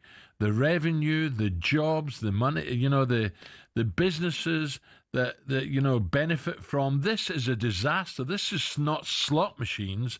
This is totally different. This is animal welfare, looking after beautiful animals, and people, children, families enjoy a day's racing, and they're going to cock this up again. Yeah, Alan, that's right. I actually couldn't put it better myself. But I think when you mentioned the 5% increase, that's actually 5 percentage points, which equates to a 40% increase on the tax paid by betting operators on bets on UK horse racing. And unlike other sports, and certainly unlike online casino and slot machines and games of chance, there's a uniquely symbiotic relationship between betting and horse racing, as there is in every jurisdiction every major racing jurisdiction around the world. And the reason that we are dependent on betting and why we should be taxed and regulated differently, there are three simple things. One, which you've touched upon, Alan, the enormous contribution that we make to livelihoods. So one thoroughbred racehorse contributes to about 70 different occupations and livelihoods. The second, which you also touched on, is culture. It's it goes to the fabric of the culture of this country, this sport. And third is community. And we've all been, and we own 16 race courses. We own a number in small rural communities, and they are the heartbeat of those communities, Alan. And we really don't want those under threat. No, we're talking about, it's not just jockeys, it's not owners. We're talking about stall handlers, we're talking about vets. We're talking about the guys that come in every day, look after the horses' feet, and there's so much. And the stable lads, they all have to have a cup of tea and then something to eat somewhere in the town, whether it be Newmarket, Newbury, Wantage, or whatever, down at Cheltenham. I just don't understand. They haven't thought this properly through, have they, the government? No, they haven't. And to be slightly fair to them, it was first mooted by the previous government. But and I understand, we all understand the fiscal pressures that this government faces. But to increase the tax by 40%, the knock-on effect in terms of jobs, livelihoods, and impact on this sport, it's not about the wealthy owners, as you touched upon. It's about, we did a great film about the number of livelihoods, Paisley Park, the very famous horse. Yes, of course. Yeah, of course you do. Won the Stayers Hurdle at Cheltenham. That horse impacts and supports.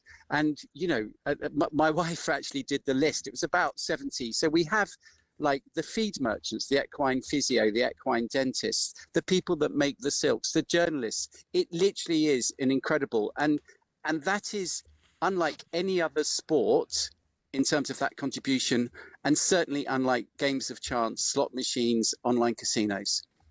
Martin, tell me, I'm attempting to hopefully finish on a more positive note. You mentioned culture. We've certainly got plenty of that. How's the preparation going for what is our oldest classic? Ledger.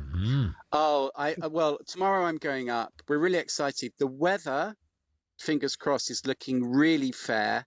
We're really grateful to Aidan O'Brien. We have looks like a really good St. Ledger race. Of course, we have a 4-day festival.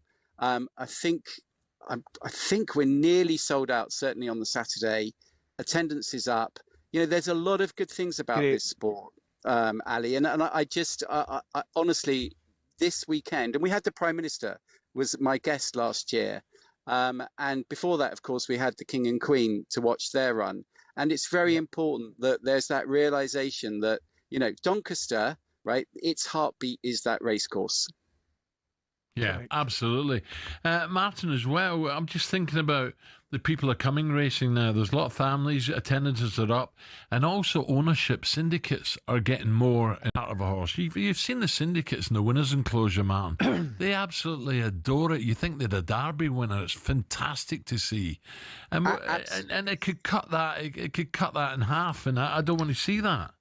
No, syndicates are so popular that we've now at all of our racecourses opened syndicate rooms, so that the syndicates can come and feel special. And one of the most telling experiences for me was that I was at Uttoxeter when a horse won a very low grade amateur handicap hurdle. It was owned by 12 men and women from the local pub, and they were all in tears, right? And that is very important, that we always recognize that contribution those syndicates make and how much joy it brings them. Absolutely. And as I say, lots of attendance is up, Martin, which is so nice to see. Excellent. And you see family days out, and the race courses, they cater for it now. And if they've got to cut back, and also Simon Clare made a good point as well about the betting side of it. We're going to push people to illegal betting black now. Market. Absolutely, yeah, absolutely, and that's not good. I've got young adult children, right? And VPNs and access to sites that are not regulated in the UK is particularly easy nowadays, right? And so therefore, if you get regulation, I call it the sweet spot, regulation and tax has to be the sweet spot where you get the income. It needs to be betting needs to be properly regulated. But if you over-regulate and you overtax, you're going to force people onto black market sites. And I was with someone when I was in Dubai who was betting £250 a race in Montenegro, right? And that is because of the affordability checks that you touched upon earlier, which was an absolute disaster, where the Gambling Commission were trying to tell us how we should spend our money. Yeah. And the result of that is that with that blow and this blow, it's a double hammer blow that we could really do without. Yeah. Martin, so what would be your... what would you like to say to the government? What would your message be today as we're, in a day of strikes? What would you say? I think to be fair, I think the Treasury are listening. They put out a statement last night saying we haven't made a decision yet. But of course, Alan, betting on horse racing is at 15% and betting on casino is at 21%, online casino. Yeah. If you harmonise, then they're not, the chances of them reducing online casino is the chance of you two coming first and second in the London Marathon, right? Yeah. They're never going to do that, right? So we are looking at a tax rise. And I'm saying to the Treasury, please listen, right? We understand the financial pressures that you have, but please don't look here, right? Because of the contribution we make, because of the culture and because of the community. And I do hope and I do think that they are listening. And the employment as well. Yeah. It's not small. Yes. It's large. Martin, let's hope they listen. Said, Martin. Thank you. Good luck. And, good luck at the St Leger meeting as well. Good luck, Doncaster. I'm brilliant. Back in Lambourne on Saturday, just so you know. All right. He's O'Brien. I was going to say, he'll be favourite, won't he, Lambourne? Second favourite. Oh, is he? Oh. Is he? And of course, we get the Arc coming up. We've got Champions Day coming up. There's still some great racing before we start even thinking about Cheltenham, Ali and I, which we can't wait. Exactly. Martin, brilliant. Thank you for talking. Thanks, Martin. Thank you for your time, guys. Pleasure. There you go. It is a big. I understand, as what Martin says there, he understands the government have to find money, but they can't take it there. Surely not.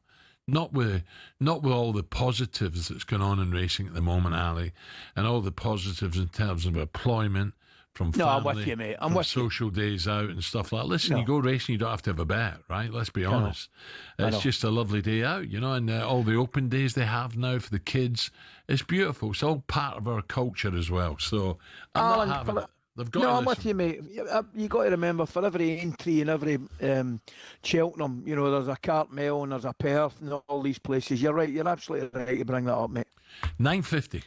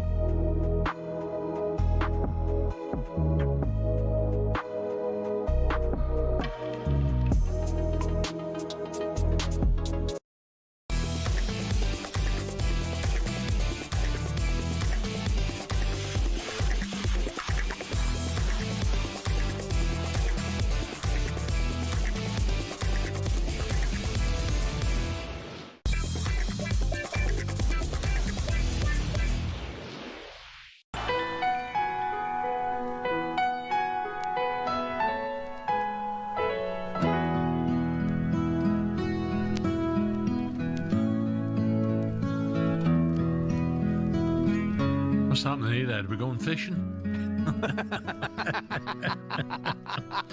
Now, talkSPORT are entering the YouTube golf world. Welcome. This is talkSPORT Golf Channel. Get in, Ollie Fisher, you beauty. How far do you reckon that's gone? I don't know, 350 maybe, 360? Oh dear, you've been timing them a bit, haven't you? Hey? I need to hit balls! It would help if you clean your clubs before you use them. Balls. Oh, that's your best today. Ollie Fisher, you absolute edge. Thank you very much. Wow, the chunk can't hit a ball, eh? That By was the way, a he drive, can play. wasn't it? I'll tell you what, he can play. He can. The chunk, I'll say that for him, mate. By the He way, can there play golf. was a stewards inquiry at the golf day, the second day, Thursday, Friday, it was a Friday. Oh, no, A what happened? certain ex-Tottenham player came in with 46 points. No danger. Yes. And he had to leave before the prize giving. And down at the Newsells barbecue, he said, "Where's my partner's told me we won, and I won the individual." He says, "Where's my trophy?" I went, "Your partner's bubbled you up. You were, there was no gimmies allowed. He was giving gimmies 7 foot from the hole." You can't be winning it with 46 points. Yeah, so I mean, Maxi Miller, forget your prize, okay? By the way, you didn't even need to tell me. You didn't even need to tell me. I had Maxi written down on my pad. He was an absolute certainty, wasn't he? He It said, was always going to be "Do Maxi. I get 3 days in Rome or something nice, or Venice?" I went, "Yeah, try Clacton."